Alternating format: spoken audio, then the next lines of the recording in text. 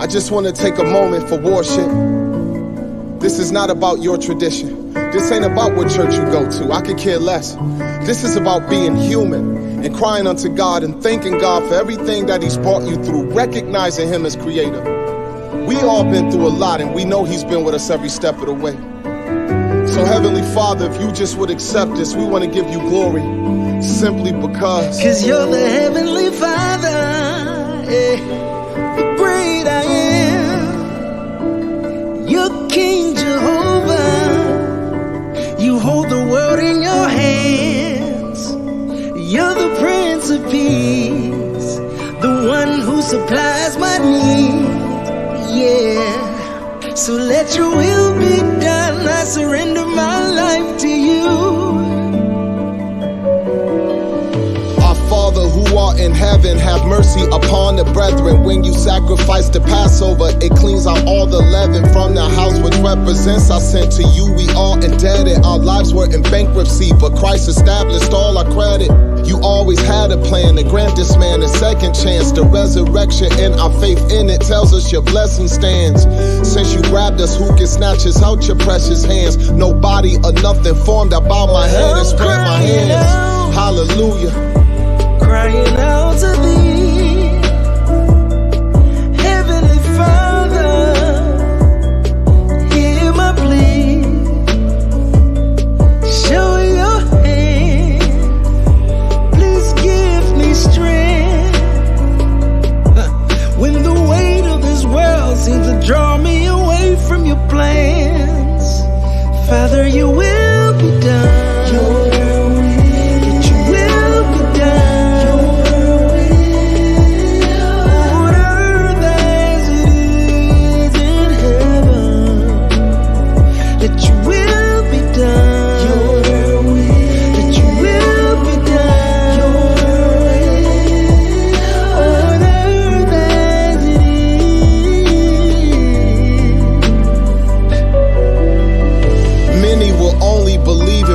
Signs and miracles, blinded to your work of turning carnal men to spiritual. Non-believers say you don't exist, at best you're mythical. How could a loving God see us suffer and leave us miserable? I ask him how you blame the Lord for what some men have did to you. Oh, by the way, when will you admit that you've been criminal and mortal, being questioned by mortal individuals? Don't worry, you can ask him at your judgment day interview. The days of man are a vapor filled with unrighteous behavior. We spite the creator, no concern for the life of our neighbor. Like when Christ's disciples argued over which one might be greater. That's the selfish trait of sin. The spirit must take out our nation. Wickedness you despise, justice is what you advise. Hearers don't impress you on your team, it's really do or die. Through the grace you provide, I wanna be the son you describe, who's walking in faithfulness and not evil when you arrive. Father, set my heart on fire. My soul is crying out to you. You're my heart's desire. There's no way that I can live without you. 'Cause you are the air I breathe, and you are just what I need. I give my life to you. Do what you do. Father, your will be done. That your will be done. On earth as it is in heaven. Let your will be done. Let your will be done. On earth as it is.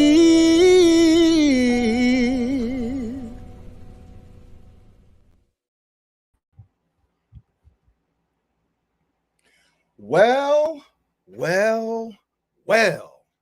What do we have here? Yo, shalom, shalom, salute. Good, beautiful Sunday evening. Blessings to everybody in the United States, from the East Coast to the West Coast, from the North to the Midwest to the down South. I appreciate y'all. Salute to the brethren in Africa who've been reaching out. Bless y'all. Salute the supporters from the UK. Some of the brethren tapping in from like Denmark and stuff.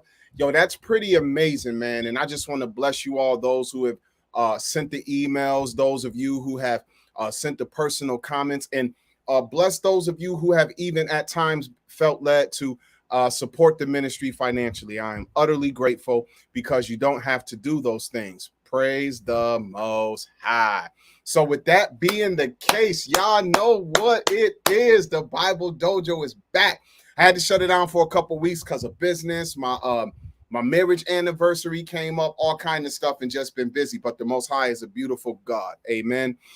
So I had to pull my ditty. Y'all remember, for those of y'all old enough, remember back in the days, MTV, Puff Daddy making the band, and he had to shut the studio down for some time. So yeah, man, I had to shut the studio down for a couple of weeks. But praise the Most High, man. We back. Salute to those on Clubhouse who are hanging out with us tonight, whoever they might be. I'm gonna check that out in a minute. But there's been an update this week on Clubhouse, done set everything on fire. And so it's a lot of people who done fled because they just don't like the update. But we're hearing that it's been such a backlash that without even surveying the people who are actually bringing them traffic since the pandemic popped off, they might be reverting back and putting some of the features back and then slowly integrating new features without taking away totally the features we have been used to. So if you are on Clubhouse, keep your Clubhouse account, even if you kind of don't bop with it each and every day like you may have, until the updates, until they revert back and update with some of the old features like the chat, being able to DM somebody through text, and they trying to force you to talk to people. Everybody not on there for talking. Some people are on there really just to be edified or possibly even entertained. So the Bible Dojo is open. It's your brothers at Akban Israel, aka the God Hop MC. Hashtag just the best, so nobody special, aka Young Chimney, because I'm made for the smoke. They also call me Cream Corn because I'm running things. I'm running things. And tonight we got the doors open again. So bless y'all, man. Come on in. Take your shoes off. Look down. Check your sock game. Make sure you on point.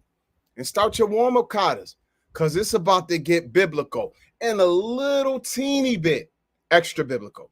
So I'm praying to the Most High that tonight will be a good one, and that returning to the dojo, we're going to get back to putting some edification on the table. And I'm saying getting back to that because for those of you who have paid attention, I kind of took the summer and really got at certain doctrinal points and really got into debating heavy.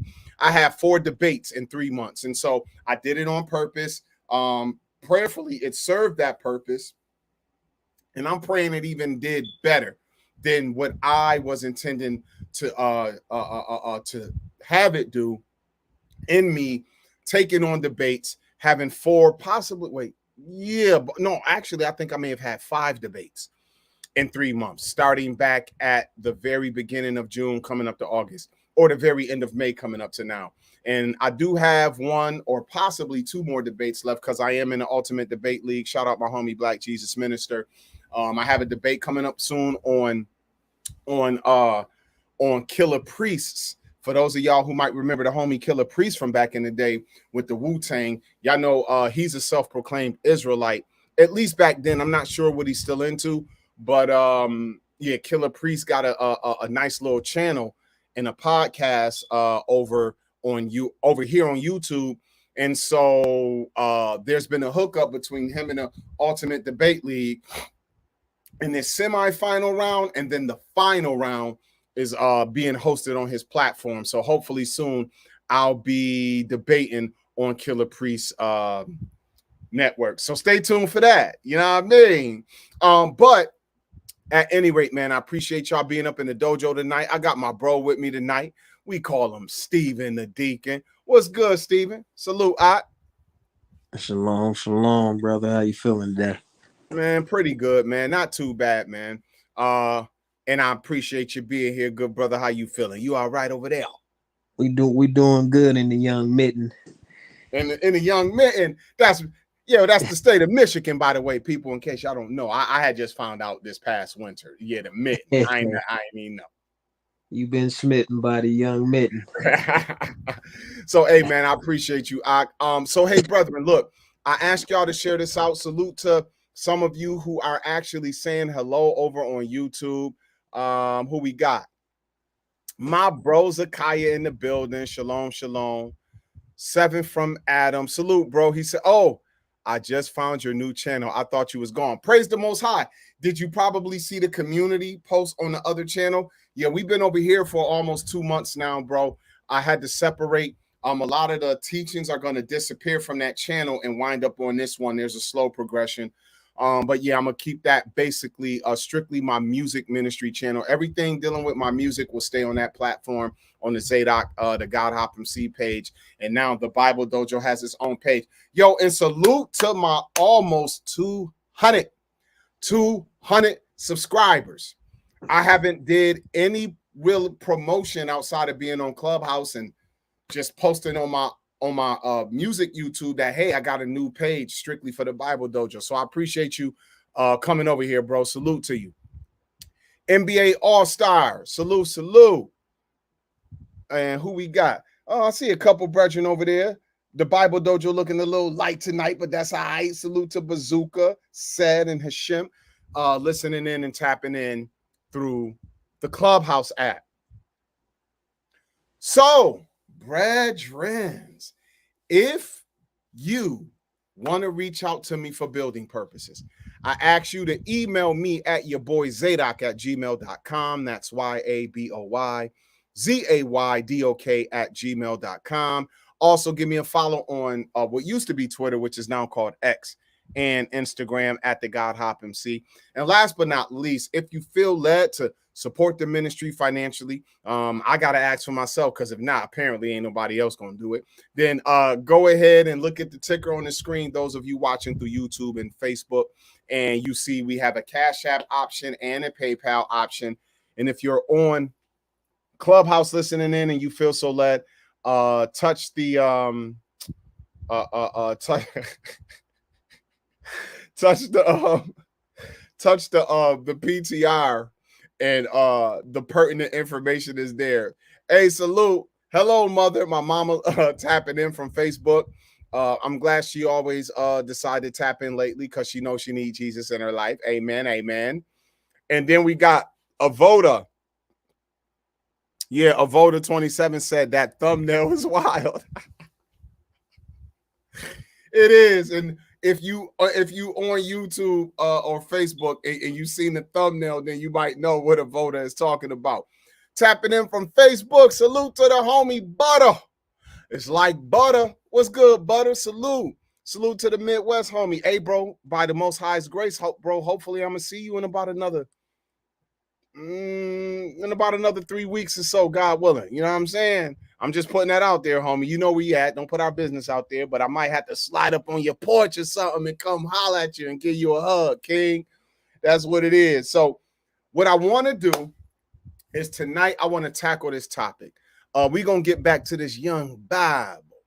And with that being the case, brethren, tonight our topic is you shall eat defiled bread among the nations. Now,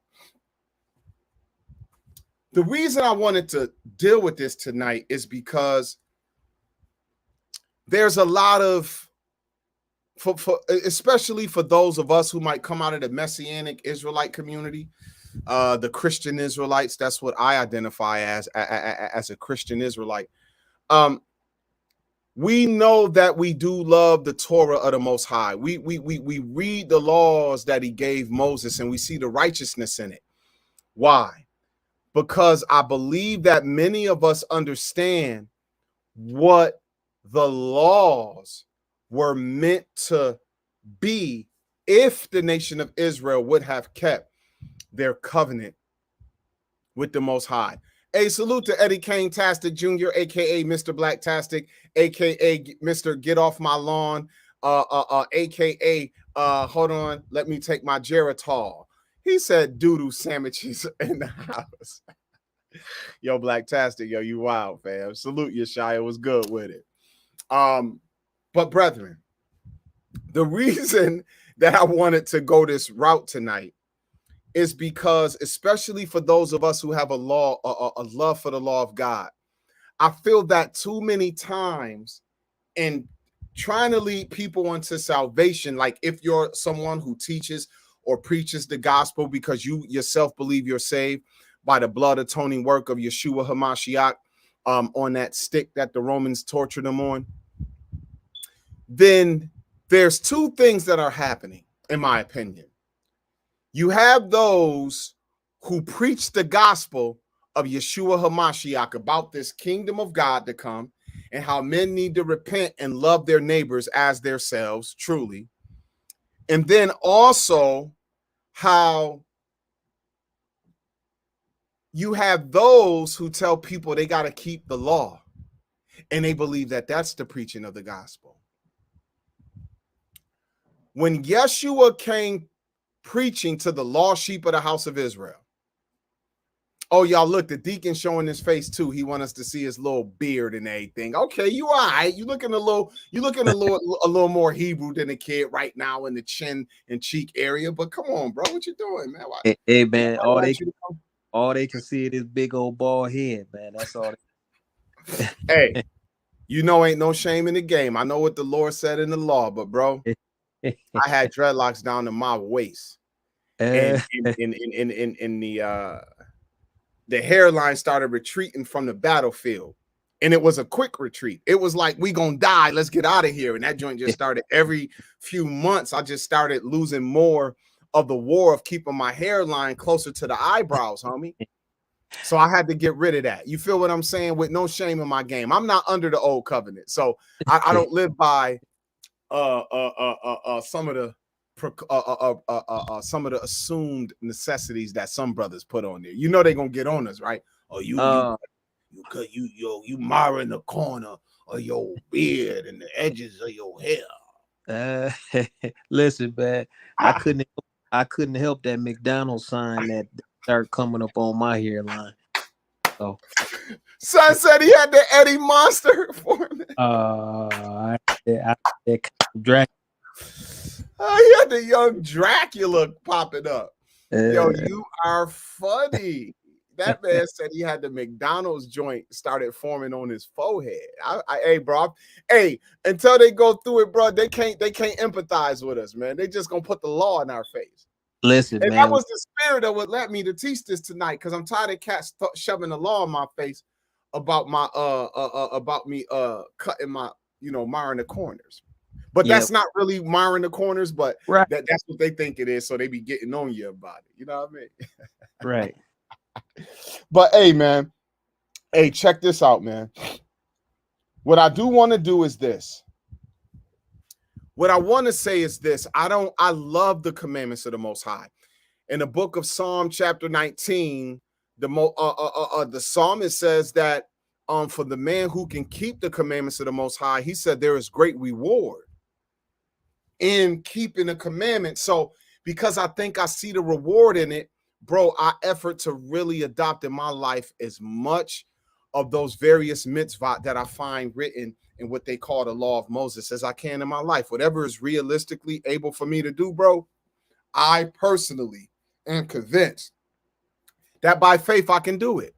And I'm not doing it because I'm under some idea that I got to do all of that perfectly in order to be in relationship with Yah. Now, if I lived under the old covenant, then maybe so, because I would be inheriting an agreement where the people said they would do everything the Most High said. But because of the way that I understand the text, I don't believe that we're living under that. Not that we're tossing the commandments of the Most High off,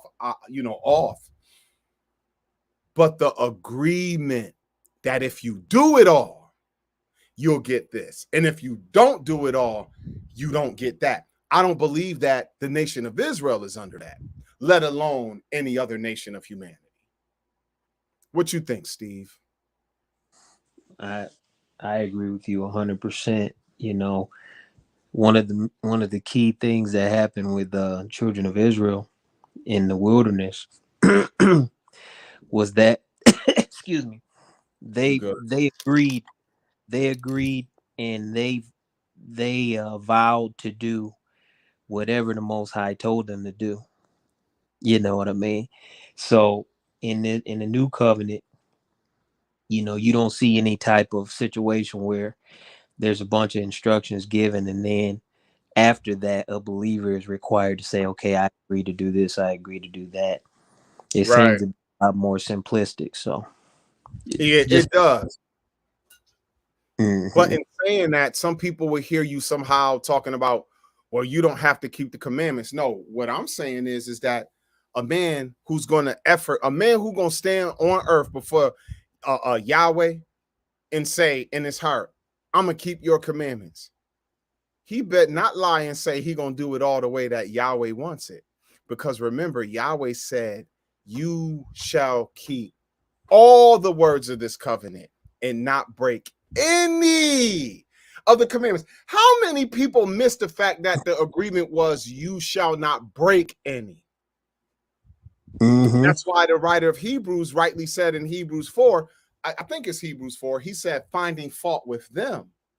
There Mhm. was a necessity that the Most High did something different in order to have mercy on the people, because under the agreement, technically, he could just destroy the nation of Israel because they did not do what the covenant, which is the agreement, the contract, stated they would do on their part. It Mhm. said what no fault on his part. He's perfectly Yahweh. But finding fault with them, good brother, it was necessity that the Most High did something else in order to, he chose to do something else in order to continue to keep his agreement. And so what I want to do tonight for all of us is I want to take a route. Now, really what this is about, this is explaining why I believe Paul was so on point in his letter to the Corinthians when he was telling them how to deal with living in a society full of idolatry. And some people, unfortunately, like in antiquity, you know, if you read some of the work of the shout out to Black Tastic, he called them the church baby daddies. If you read some of their apologias, but you know, it's an interesting term, but them cats wasn't wrong on everything. As I'm reading them more, I'm like, yo, bro, on point. And then it's some things you like, yeah, I don't agree with that, because those are just men. Those aren't the apostles. Those are students and disciples generations down the line, just like you and I claim to be tonight, right? So when it comes to what was started from the beginning, Yahweh is doing something. Israel kind of refuses. How can I say this? I believe so many people who claim to be Israelites, whether they are of the so-called, you know, Israelite movement here in the Americas and Europe, and in some places now in Africa among Black folk, as well as in Europe and in Israel, you know, from among people who might descend from other ethnicities who are all claiming to be Israel. There's this idea that somehow you're going to please Yahweh by keeping all the laws. But this is the thing. You can keep as many laws as you can, but you are not able to fulfill the requirements of the old covenant. And I think that's being missed. And because that's being missed, brethren, one thing that I think is also happening is this.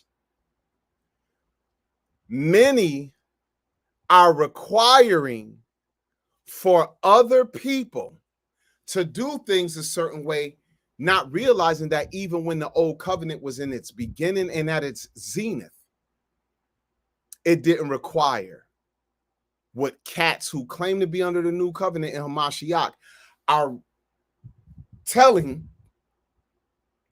not even just like some atheists, but other people, whether they think these people are Israelites or not. If you're going to follow Hamashiach, you got to keep the law. So what I want to do tonight is I want to explore this idea that the Most High put on the table when he had Ezekiel used as a prop, a similitude, to show the children of the captivity something. I think this is interesting because Ezekiel was in Babylon. He was in the captivity when he was being given these visions that make up what we call the book of Ezekiel. And so what I want to do is I want to look at this in a thoughtful way. I'm not looking to be agreed with, but if you stick around, I at least pray that you hear me out. And in doing so prayerfully, you'll hear the heart. You'll hear the spirit of where I'm coming. So, hey, Stephen, let's get into this. What I want to do is I want to start in the book of Genesis, chapter 9. Let's start in Bereshit. Bereshit. Yep, and let me go ahead and share the screen. Wait, hold on, what am I doing? Okay, here we go. I'm gonna flip some papers tonight. Oh, he got the pages that exercise. blow. You got the pages that turn in the wind. All right. Get a little exercise. Okay. What the old folk call it, little exercise in the scriptures. Go exercise in the word of God. All right, bro. So what we gonna do? We in Genesis chapter 9, and when you there, could you start reading that verse 1, please? Yeah. Okay, Genesis chapter 9, verse 1. And God blessed Noah and his sons, and said unto them, Be fruitful and multiply, and replenish the earth. And the fear of you and the dread of you shall be upon every beast of the earth, and upon every fowl of the air, upon all that moveth upon the earth, and upon all the fishes of all the sea. Into your hand are they delivered. Every moving thing that liveth shall be meat for you. Even as the green herb have I given you all things. Okay. And read verse verse 9. I'm sorry, verse 4. But flesh with the life thereof, which is the blood thereof, shall ye not eat. Okay. Question, was there a such thing as a nation of Israel at this time? No. And as a matter of fact, here you have Noah, his wife, as far as we understand, and his 3 sons and their wives, right? Mm-hmm. So this is being said to them. And as they have children and posterity, which eventually, when you get to Genesis 11, makes up what we call the Table of Nations text, they will pass this understanding on to their children, right? Mm-hmm. Verse 3 says, every moving thing that lives shall be food for you. Even as the green herb have I given you all things. Now, if we can back up to Genesis chapter 1 right quick. Mm-hmm.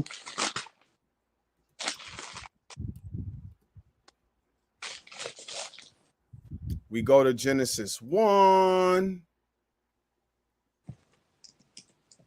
Here we go.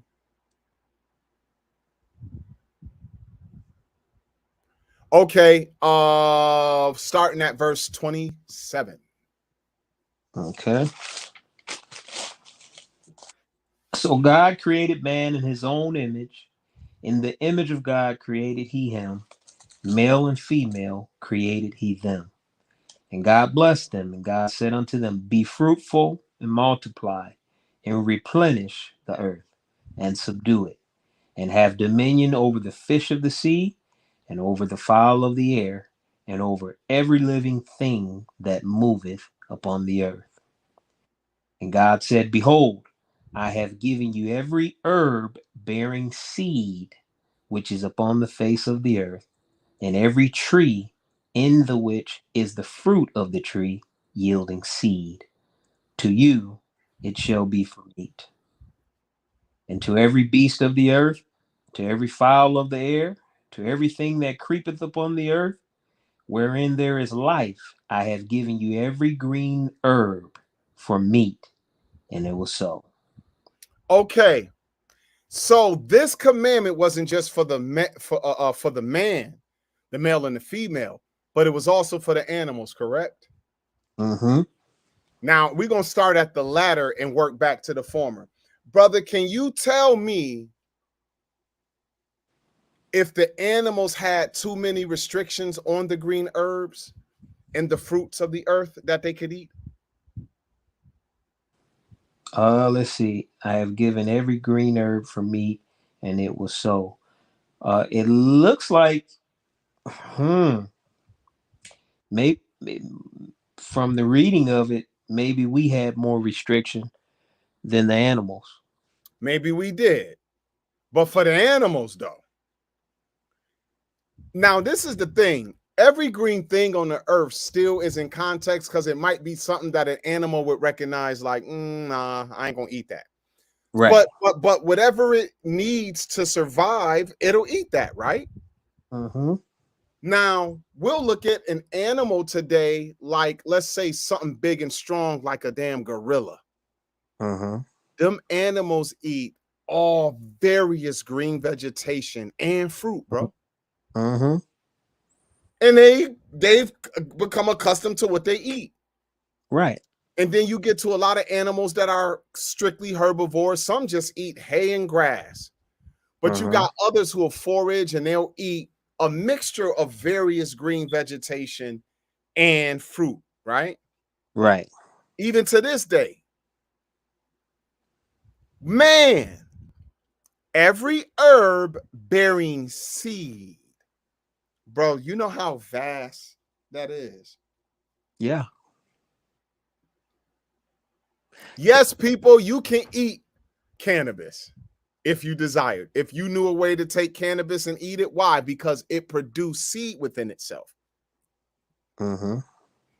Poppy, that has become poppy in itself. You can use it for various forms. Just because it's used in the heroin industry and in the opioid industry, don't take away from what it is naturally. Mm-hmm. The coca leaf, which is supremely indigenous to South America. People who live up high in the Andes mountains and stuff, you know, they can put a coca leaf, just take one leaf and they put it in the side of their lip and they'll just agitate it so that the little juice in it can start to flow. And you know, those people they'll work long hours without getting tired because there's a natural stimulant and caffeine in it. The yerba plant as well in that part of the world does the same thing. Now, when we think of those things that I said, sometimes we can think of how they're corrupted and used in other ways, right? For those who know some of the brethren who come out of the Middle East, you know, come out especially out of Arabia, they chew a plant called gat. And they'll throw, you know how you see people chew tobacco here in the States? Mm-hmm. They'll throw this plant called gat, and it's the same from their region. It's just like what the coca leaf might be on the South American continent. The reason that I'm saying that is because they use that for that, but then also they'll take some of this stuff and use it for food. I love aloe vera juice, Mm-hmm. peppermint, right? Echinacea. We'll put thyme and basil and many other things in our food. We can eat it. You can eat dandelion. The reason I'm putting that out there, besides the myriad of fruit and vegetables, is because when God made man, man got to choose what he would eat. And depending on the regions you would go to, some people eat stuff in one place and you go to another place, they don't eat that, bro. Now, if we go back to Genesis 9, let's go back there. Mm-hmm.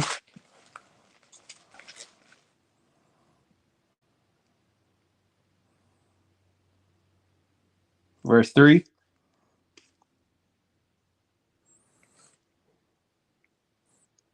Did he get kicked out? There we go. Yeah, I'm back in. Got kicked out for a minute. The devil is a liar. All right, so let's keep it going. Hey, bro, so let's go back to Genesis 9. I just wanted to point something out there. Now, would you take that as a commandment from the Most High for the man to be able to live and sustain himself, to eat those things, and for the animal? Mm-hmm. Okay, instruction from the Most High. So when we get down here to verse 3, and it says, every moving thing that liveth shall be food for you. Even as the green herb have I given you all things. How would you exegete that text, good brother? Well, I'd have to look at all the things that that move, and mankind being up on the earth at this point, this is my way of processing. Gotcha. Mankind up on the earth at this point have probably found things that that oh, maybe they haven't, but maybe they have. Maybe just this man right here never did it, Noah. But I'm pretty sure at some point man has tried to eat something and it didn't turn out well for him. You know, like for instance, it's a plant called the nightshade. You ever heard of that? Yes, I've heard of it. Yeah. Like I get them, they grow in my backyard. And this plant, it's a green herb technically, but if you eat it, it's so poisonous it can kill you. Mm, As these berries that grow on it. And if you ain't familiar with it, they look like blueberries. Now I got like blueberry bushes in my backyard. So I have to tell my kids, look, this is not blueberries. Don't eat it. Don't touch it. Because it can kill you. But it mm-hmm, but it's not bad for the birds. And the way mm, that it spreads is birds actually eat it. And when they poop, the seeds are in their poop going to the soil and spread that thing naturally. Right. right. So that's the same way I look at this text. It has to be contextualized because, you know, every moving thing, technically mankind can be included in that movie thing. So that's kind of the way I look at it. I appreciate that, good brother. Now look at this. It's still up to men to choose. Mm-hmm. So the reason that I asked you, and I appreciate your answer because I agree with you. Like men, if they didn't know what this was and they tried poison ivy and cats dropped dead because you didn't ate some damn poison ivy or nightshade or something else, cats learned, no, stay away from that. Even though there might be a use for it in another way, we ain't gonna Mm-hmm. eat that. But it's other things that we might eat. The reason that I'm going here, good brother, is because I'm arguing that the Most High didn't create a dietary law here Mm-hmm. and prohibited men from eating certain things. As you said, if men experiment and find out, they'll know what they like. And you know what's interesting as well? Who knows if, I could at least conjecture that Yahweh foresaw how the children of men would do. He broke them up and he spread them. Bro, when men go places, something that we're forgetting, in my opinion, sometimes when we look at this, everything ain't equal, homie. Everyone didn't go to the same places. I'll give you an example. The Most High told the children of Israel through the understanding of Moses that the land of Canaan that they were going to was different from Egypt. He said, it's not like the land of Egypt you came from that you had to water with your feet like a garden.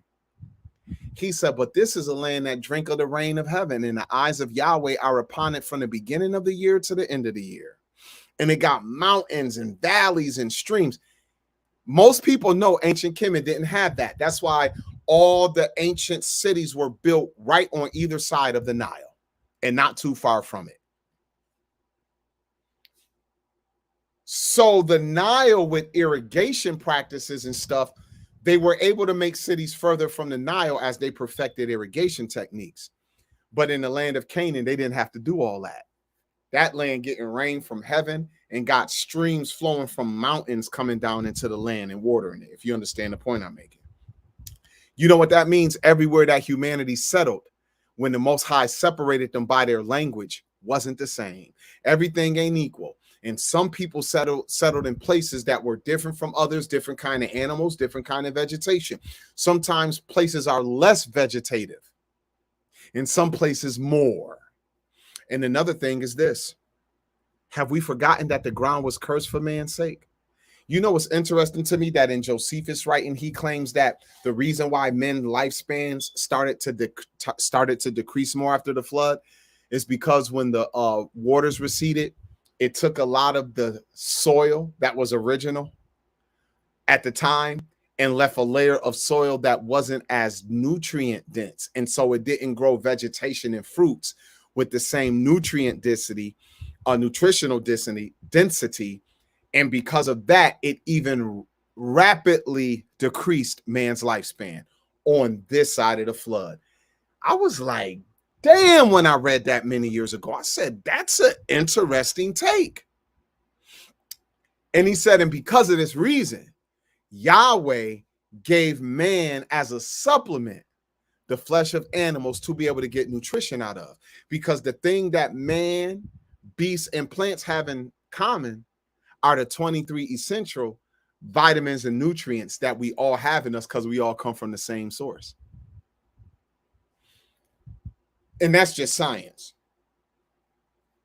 But there was no such thing as nations, plural, have to keep a prescribed dietary law in the sense that the Israelites were given in Leviticus chapter 11. That don't exist. You can't make the dietary law in the way it's prescribed in Leviticus 11 and then again in Deuteronomy 14. You can't make that exist before. Remember, the nation of Israel was being given things that would sanctify it, i.e., separate it and make it different from everybody else on the planet. And I'm arguing that the dietary law itself was such. Now, some people would say, well, Zadok, why was there 7 of the clean animals and by the pairs and 2 of the unclean animals by the pairs? Well, we could conjecture that eventually the Most High was going to have a purpose for it. But then also it seems that in most cultures, at least most cultures of antiquity, even when you look at the nations who sacrificed to idols, you don't really find what we would consider unclean animals normally being sacrifices to the gods. Even in the rest of the cultures of the ancient Near East, Samaria, Egypt, and all that, you don't really find that. Why? Because it's something in the minds of men.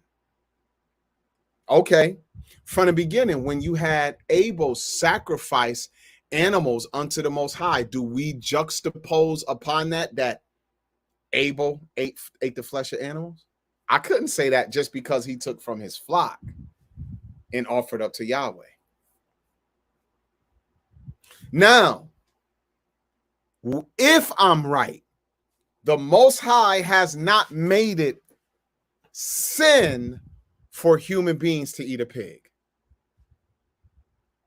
for human beings to eat a damn monkey,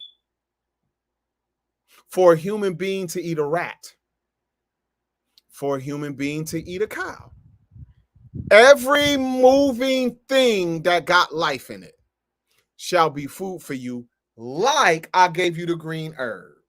So if we can't prove there's a list of things men can't eat, and we kind of, not from the Most High at least, we would say men, as you said, possibly through trial and error, figured out this is good to eat, that's not good. I'm going to posit that it was the same with the flesh of animals. And depending on where you go, some people wouldn't eat certain things just because to their mind, I'm not going to eat that, but you go somewhere else and they going to eat that. Most Americans ain't going to eat no damn dog or no horse or a cat. But I'm going to tell you, there's some places in this earth right now, cat can't wait to get his damn hands on the dog. Because he hungry, bro. Can't wait to get his hands on a cat. People will eat a snake. They'll eat a raccoon. Even in the United States, some people will make fun of it, but in certain parts of America, eating raccoon meat, gator, stuff, eating snake, frog, that's a delicacy. That's not some abominable thing to everybody. By choice. Okay. So with that being the case, bro, let's go to the book of Exodus chapter 22 right now. And when we get there, let's start reading around verse 30. Oh, got one verse, verse 31.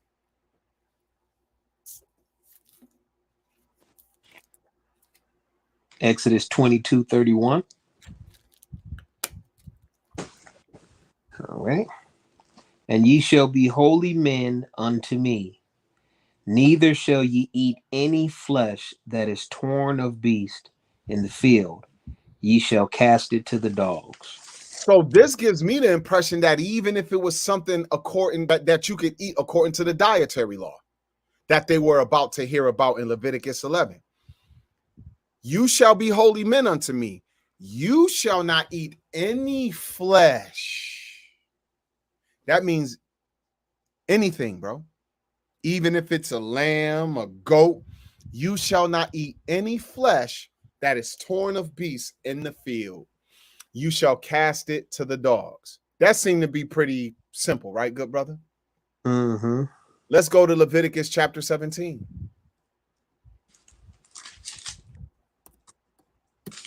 When we get to Leviticus chapter 17, we'll start reading around verse 13. Hey, give me 1 second. If you stop reading, I'll be back. Give me 1 second, good brother. But go ahead. You can start when you got it. From verse 1. I'm sorry, you said from verse 1? No, Yeah. no, no, from verse 13. Okay. And whatsoever man there be of the children of Israel, or of the strangers that sojourn among you, which hunteth and catcheth any beast or fowl that may be eaten, he shall even pour out the blood thereof and cover it with dust. For it is the life of all flesh. The blood of it is for the life thereof. Therefore I said unto the children of Israel, ye shall eat the blood of no manner of flesh, for the life of all flesh is in the blood thereof. Whosoever eateth it shall be cut off. And every soul that eateth that which died of itself, or that which was torn of with beast, whether it be one of your own country or a stranger, he shall both wash his clothes, and bathe himself in water, and be unclean until the evening. Then shall he be clean. But if he wash them not, nor bathe his flesh, then he shall bear his iniquity. Okay, thanks, Ak. Whatsoever man there be of the Israelites or the strangers that sojourn among you, which hunt and catch any beast or bird that may be eaten, he shall even pour the blood out. Now, that's just like what we just read over in Genesis, right? Mm-hmm. Now, when he says which may be eaten, I'm arguing that for the Israelite and for the stranger that circumcised themselves like Israel and came into that covenant, they had to keep of that which may be eaten, beast or fowl. I'm saying the dietary law. They had to make sure they poured out the blood. Every soul that eat that which died of itself, or that which is torn with beasts.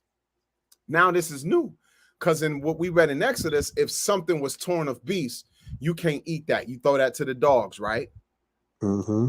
But here, every soul that eats something that died of itself, or also anything that was torn up by beasts, whether it be one of your own country, I understand that to be an Israelite born, or a stranger. And I'm talking about the stranger under the covenant. He shall both wash his clothes and bathe himself in water and be unclean even until the even. Then shall he be clean. Now, brethren, I'm going to argue here that the Most High don't want them to do this. But if they somehow, for some reason, did it under the old covenant, this wasn't a death sentence. They had to wash themselves and go through that process, and they be clean in the evening, right? But if he don't wash himself or his flesh, then he shall bear his iniquity. Now the Most High will have a problem with him because you didn't wash yourself. But if you ate something that died of itself or torn a beast somehow, if you wash yourself in your clothing, the Most High have mercy on you. Okay, let's go and look at something else. Let's go to Deuteronomy 14. Because this is the dietary law, I believe, in this text being restated to the generation that's going to go into the land. But now there's something different. Look at this. Deuteronomy 14. after he lists the entire dietary law. Verse 21, brother. Deuteronomy 14 and 21. All right. Ye shall not eat of anything that dieth of itself. Thou shalt give it unto the stranger that is in thy gates, that he may eat it, or thou mayest sell it unto the alien.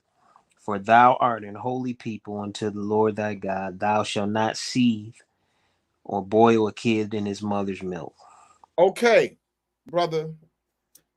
Share with me your exegetical expertise on that particular text right So now when I read this, he's saying anything that dies of itself, don't eat it, but you can give it to the stranger or the sojourner, or I'm sorry, or the alien rather, that's in your gates, and you can sell it unto alien. For you are a holy people unto God. Thou shalt not boil a kid in his mother's milk. Uh, I don't know how to boil a kid in his mother's milk got in there. That right there, that just reading that scripture, that one scripture, that made me feel like that just popped in out of nowhere. But there.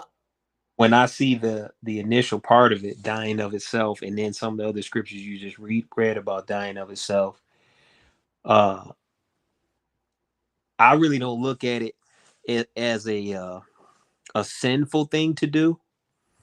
I just see it as a part of the national health plan that was given to Israel, right? The Most High being the creator of all things, knowing how His creation works. Uh, I used to go hunting, and reason why I'm saying I used to because I just ain't had the time in the past 4 or 5 years. But we shoot deer and stuff like that. But sometimes you can catch a deer on the road, right? And if you catch a deer in the road, 9 times out of 10 it was hit by a car.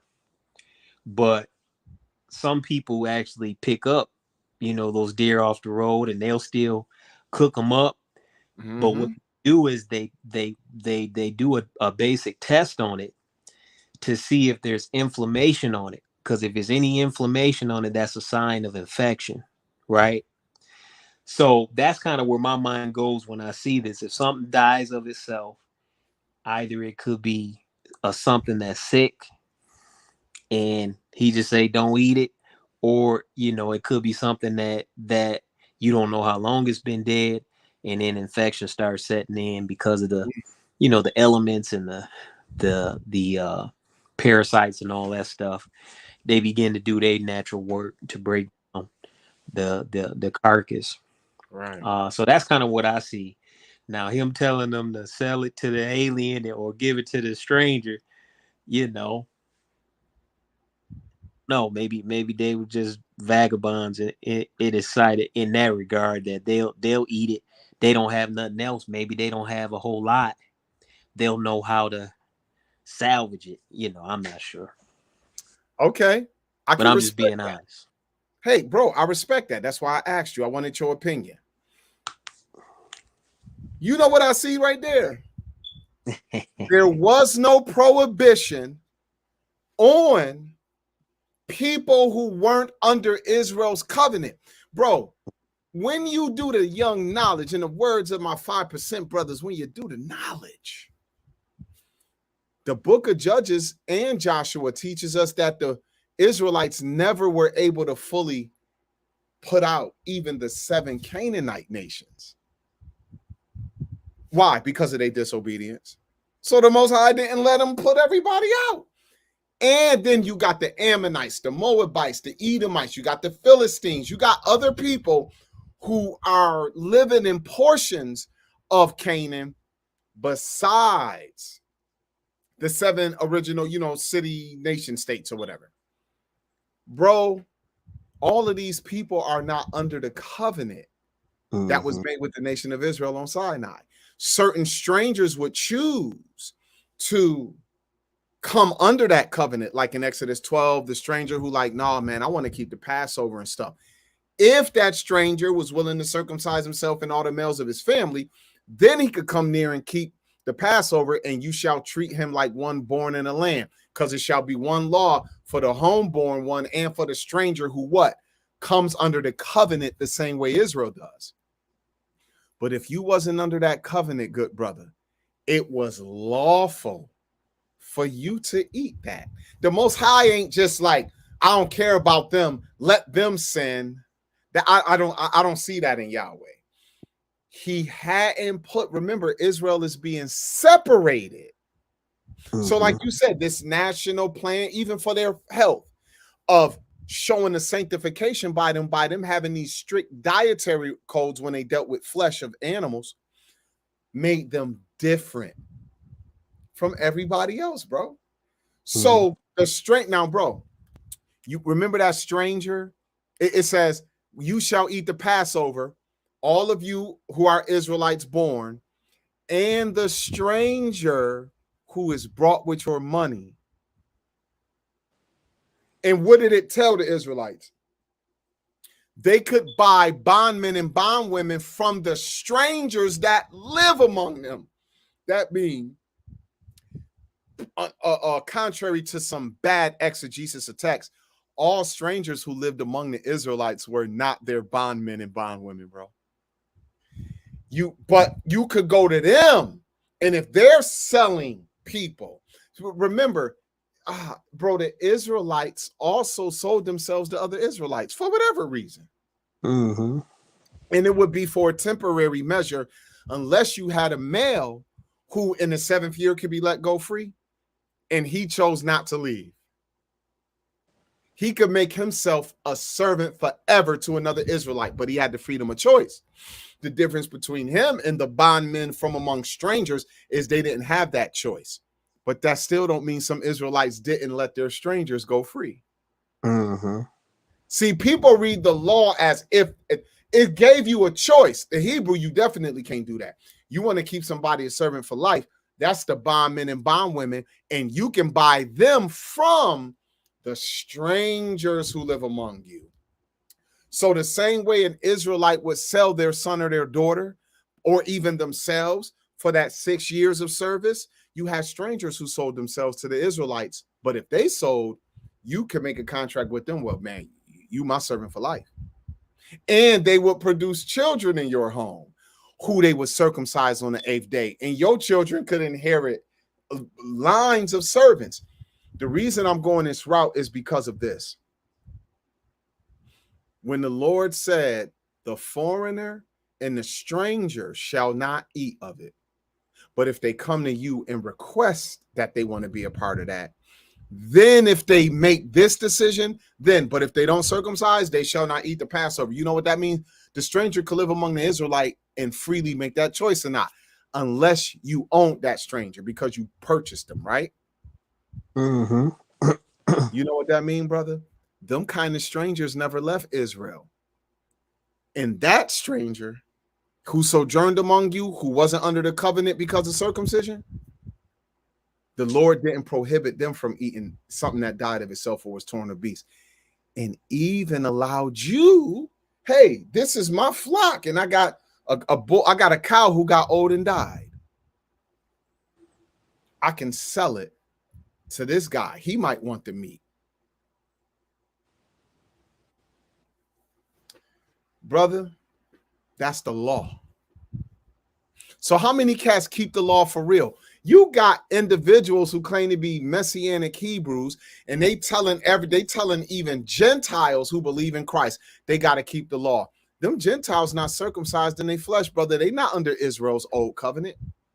So you couldn't put that on them. So what I'm saying is, if you got a brother or a sister in the church and they choose to eat something that you choose not to eat because you're going to keep the law, why are you telling them? Because you have strangers who could live among Israel. They just didn't take the circumcision in the flesh. Bro, they could eat, and women were never circumcised. So a woman only came into that covenant if her husband or father or brothers brought her as a part of the household under that covenant. So we have to be very careful when you claim your message is all the Gentiles got to keep the law too. Brother, you saying that the Most High law changed? I ain't saying his law changed. What I'm saying is you don't even understand the old covenant, because under that, you had strangers who could live in your land. They not under the covenant, and you could sell them stuff that you couldn't eat, at least when it came to something that might be lawful for you to eat, but it died of itself. Some wolves came into your flock and tore sheep in pieces and killed it. You could sell that left. You could sell what was left of the sheep, because some of the meat might still be good in the sight of a stranger. But you being holy, you couldn't even eat that, even if it was an animal that died of itself or was torn of beasts according to the law, right? Okay. All right. So let's move on. Let's go to Ezekiel 4. Let's go to the young elephantine in the room. Let's go to Ezekiel 4. Because what I want to do here is I want to set the parameters of what the Israelites may have looked at as being defiled. You don't eat that. So we got two things so far that Israelites under the old covenant would have considered to be something you don't eat. Something, the flesh of any animal that was prohibited by the dietary law, right? Then, even if it was something that was lawful to eat, but it died of itself or was torn of beasts, if you ate that, that would make you defiled, right? So we got these two things besides the eating of blood that you can add as an honorable mention. Let's go here, good brother. We're going to the book of Ezekiel, chapter 4. And when we get there, for the sake of time, let's skip down to verse 9. Take thou also unto thee wheat and barley, and beans, and lentils, and millet, and fitches, and put them in one vessel, and make thee bread thereof, according to the number of the days that thou shalt lie upon thy side. 390 days shalt thou eat thereof. And thy meat which thou shalt eat shall be by weight, 20 shekels a day. From time to time shalt thou eat it. Thou shalt drink also water by measure in the sixth part of an hin. From time to time shalt thou drink. And thou shalt eat it as barley cakes, and thou shalt bake it with dung that cometh out of man in their sight. And the Lord said, even thus shall the children of Israel eat their defiled bread among the Gentiles, whether I will drive them. And then said I, Lord God, behold, my soul have not been polluted. For from my youth up even till now have I not eaten of that which dieth of itself, or is torn in pieces, neither came there abominable flesh in my mouth.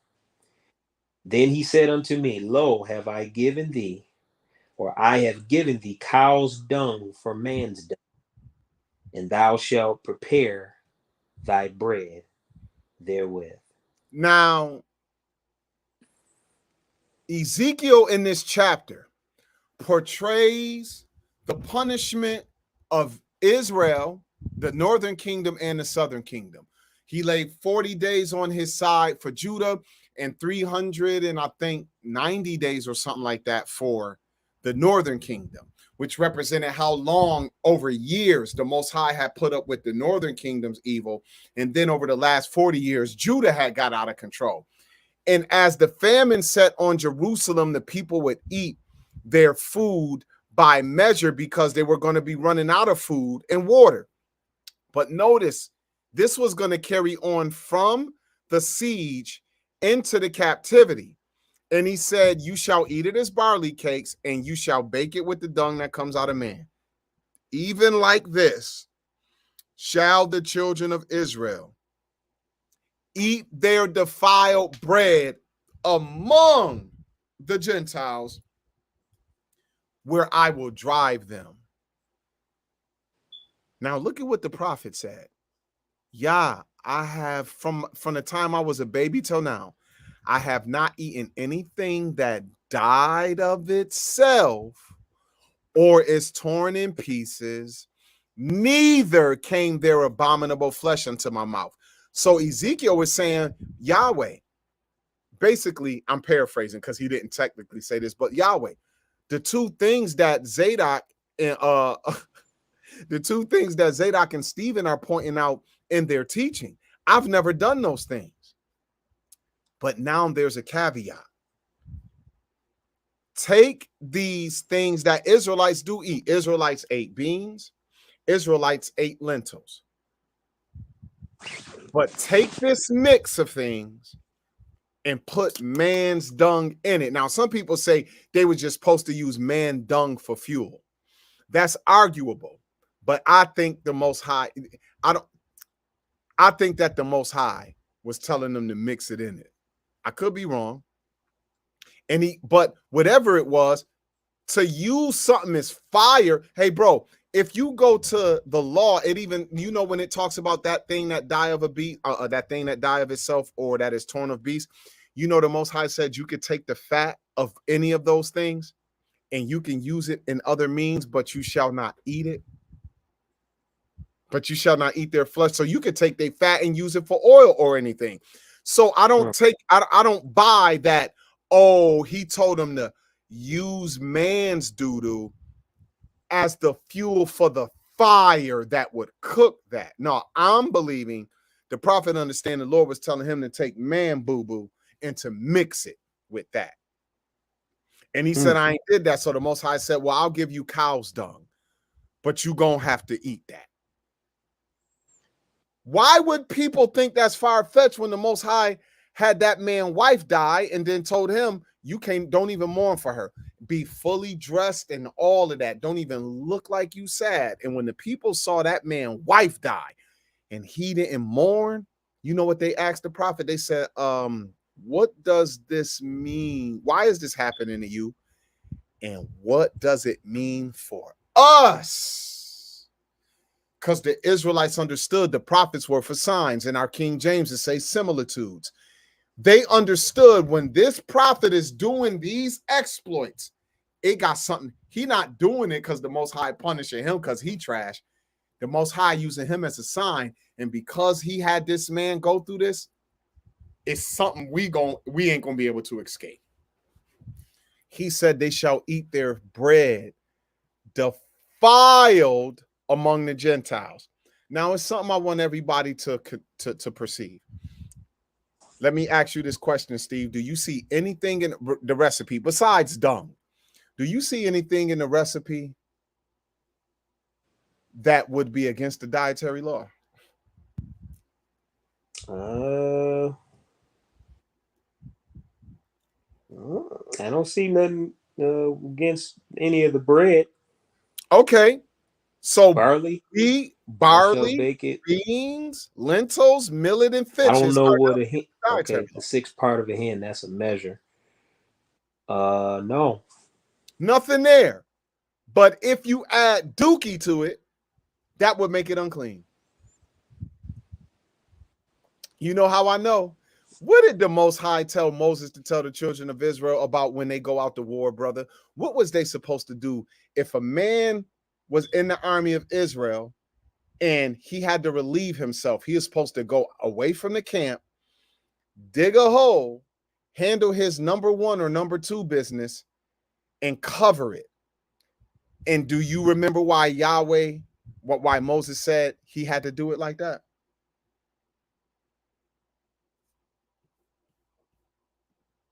He said, because Yahweh walks among your camp and you don't want him to see your uncleanness and turn away from the camp. That means if the Most High would have saw Dookie and smelt urine from men in the camp of war, because the people were supposed to believe the angels of Yahweh were with the army when they fought battle. Ain't that right, good brother? Mm-hmm. So it says that you shall cover your excrement. because you don't want Yahweh to see the defiled thing and turn away from the camp. That's how I'm convinced that it is the boo-boo, whether man or beast. Ain't nobody, yo, bro, in the ancient Near East, cooking with animal dung was not strange. You do know that, right? Especially for Bedouin, for wandering tribes. They would take the dung of animals and use it as part of the fuel for fire, for cooking. That they're not putting it in the food, it's just gonna help the fire burn. Right. So I ain't got no problem with that. I'll be honest. But if you gonna put cow or any other dookie in vegetables, that's a damn problem. Is that what you think? Is that a problem? Would you feed that to your family, bro? Hey, y'all grew up eating chitlins. Ah, damn. You right. You right.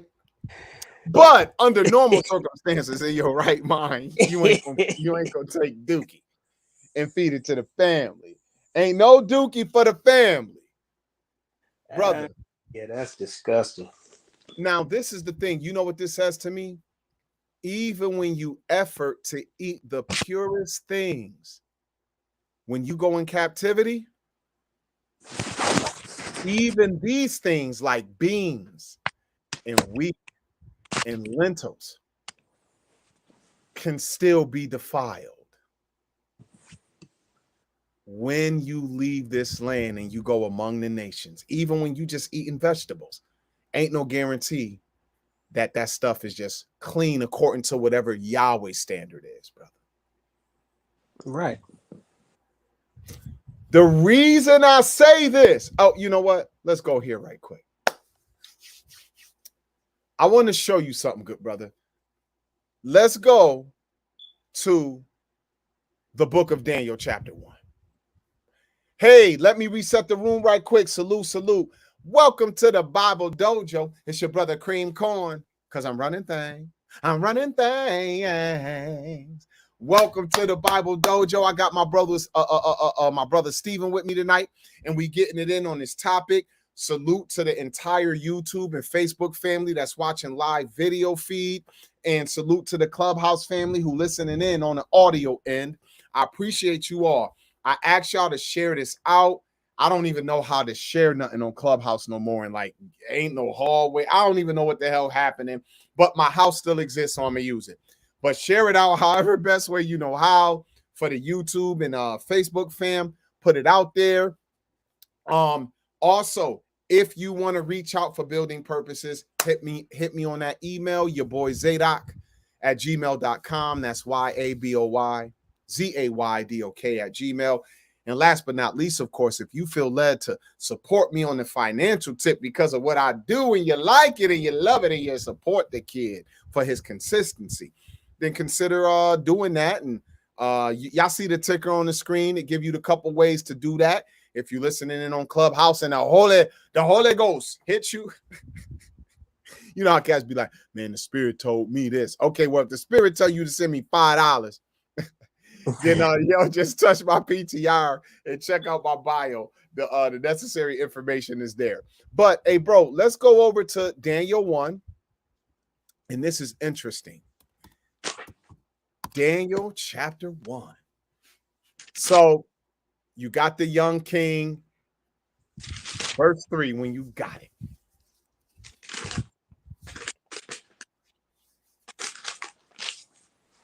All right, verse 3. And the king spake unto Aspenaz, the master of his eunuchs, that he should bring certain of the children of Israel, of the kings and of the king's seed, and of the princes, children in whom was no blemish, but well favored and skillful in all wisdom, and cunning in knowledge, and understanding science, and such as had ability in them to stand in the king's palace, and whom they might teach the learning and the tongue of the Chaldeans. Interesting. Keep going. And the king appointed them a daily provision of the king's meat and of the wine which he drank, so nourishing them 3 years, that at the end of thereof they might stand before the king. Now among these were the children of Judah: Daniel, Hananiah, and Mishael, and Azariah, unto whom the prince of the eunuchs gave names. For he gave unto Daniel the name of Belteshazzar, and to Hananiah of Shadrach, and to Mishael Meshach, and to Azariah Abednego. But Daniel purposed in his heart that he would not defile himself with the portion of the king's meat, nor with the wine which he drank. Therefore he requested of the prince of the eunuchs that he might not defile himself. Now, let me give you a little extra biblical context. Ezekiel is part, I understand he's part of the first wave of the Babylonian captivity. There were 3 stages of the captivity before Jerusalem was burnt down around 582 BC. But the first captives taken from Judah were in 597 BC. And I'm understanding that Ezekiel, who is from a priestly line, starts to get visions of Yah while he's a part of the first wave of the captivity. And it will still be about 12 or 13 years later when Jerusalem is finally surrounded and attacked by the Babylonians and the temple burnt down and the walls broken down.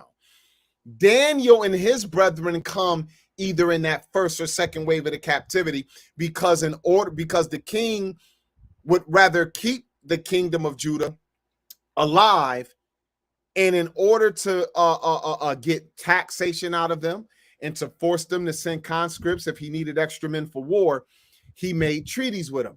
Hey, you know I could destroy you, so go ahead and get your young surrender on, put the white flag up, and I'll let your king stay there. I'll let y'all keep y'all religion, and you will still feel free. But these are the requirements of said treaty. Once the kingdom of Judah became tributary, in order to keep the government leaders and the priests honest, they took a lot of their children as captives to Babylon as collateral.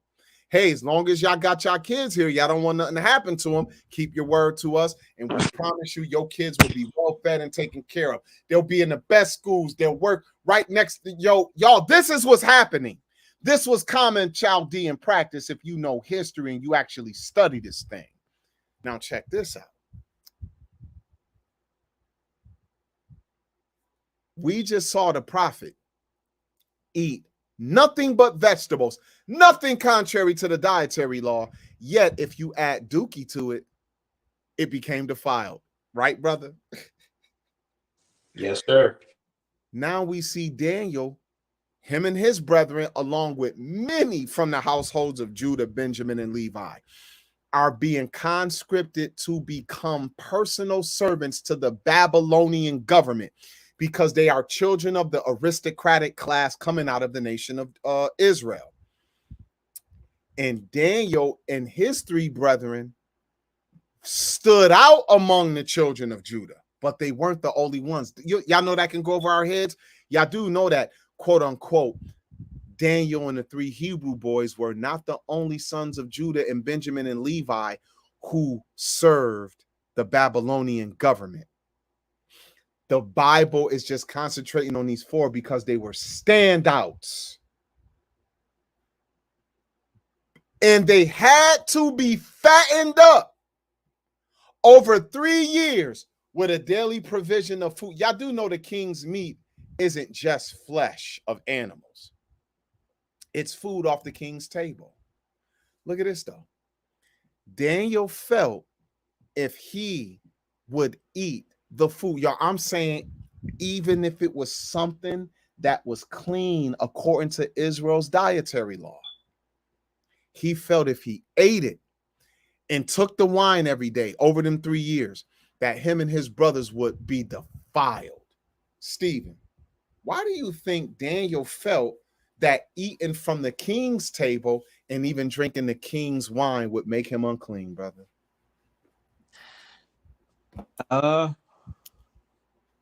Maybe because they were in captivity and he didn't want to be won over, to eventually, be more loyal to the king than to his God.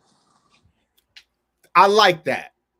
So there's a principle here on what the intent of the king is with the food, right? Right. Now, the Babylonians don't live by a dietary law like the Israelites,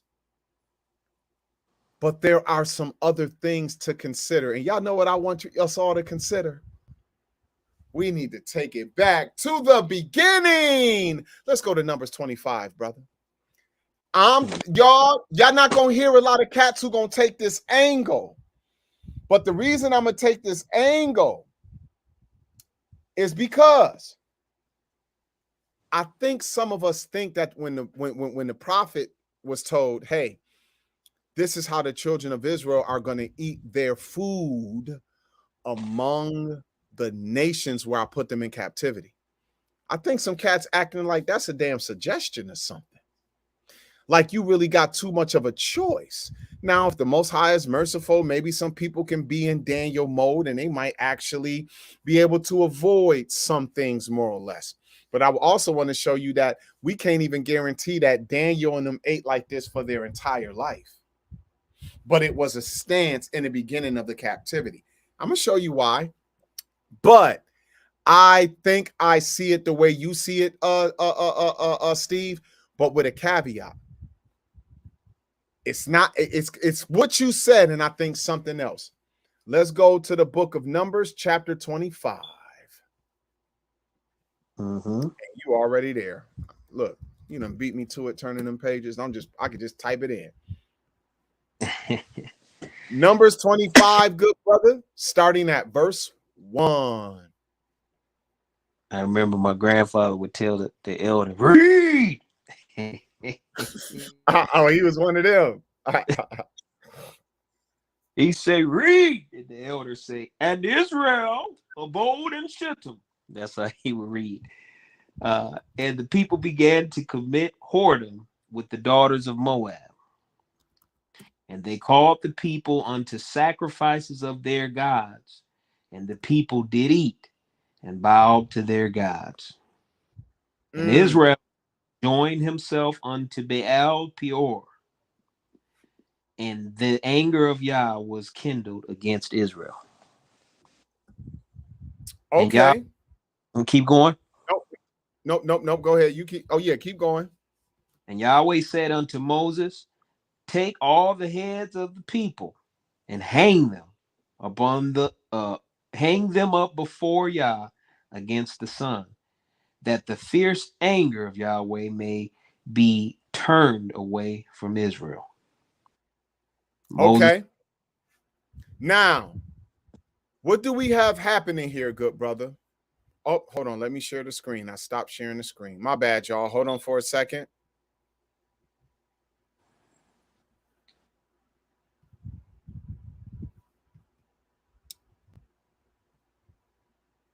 The daughters of Moab,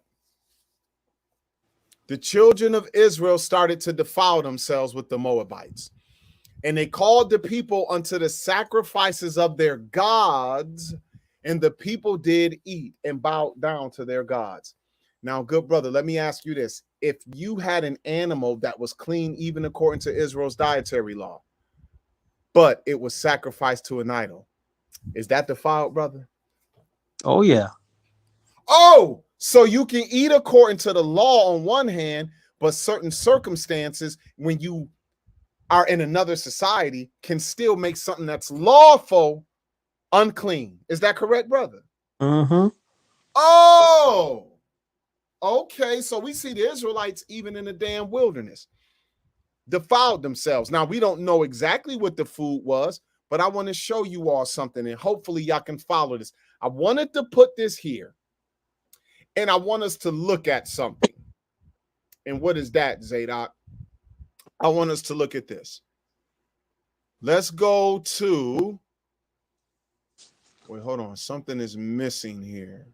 Oh, Exodus chapter 16. Mm-hmm.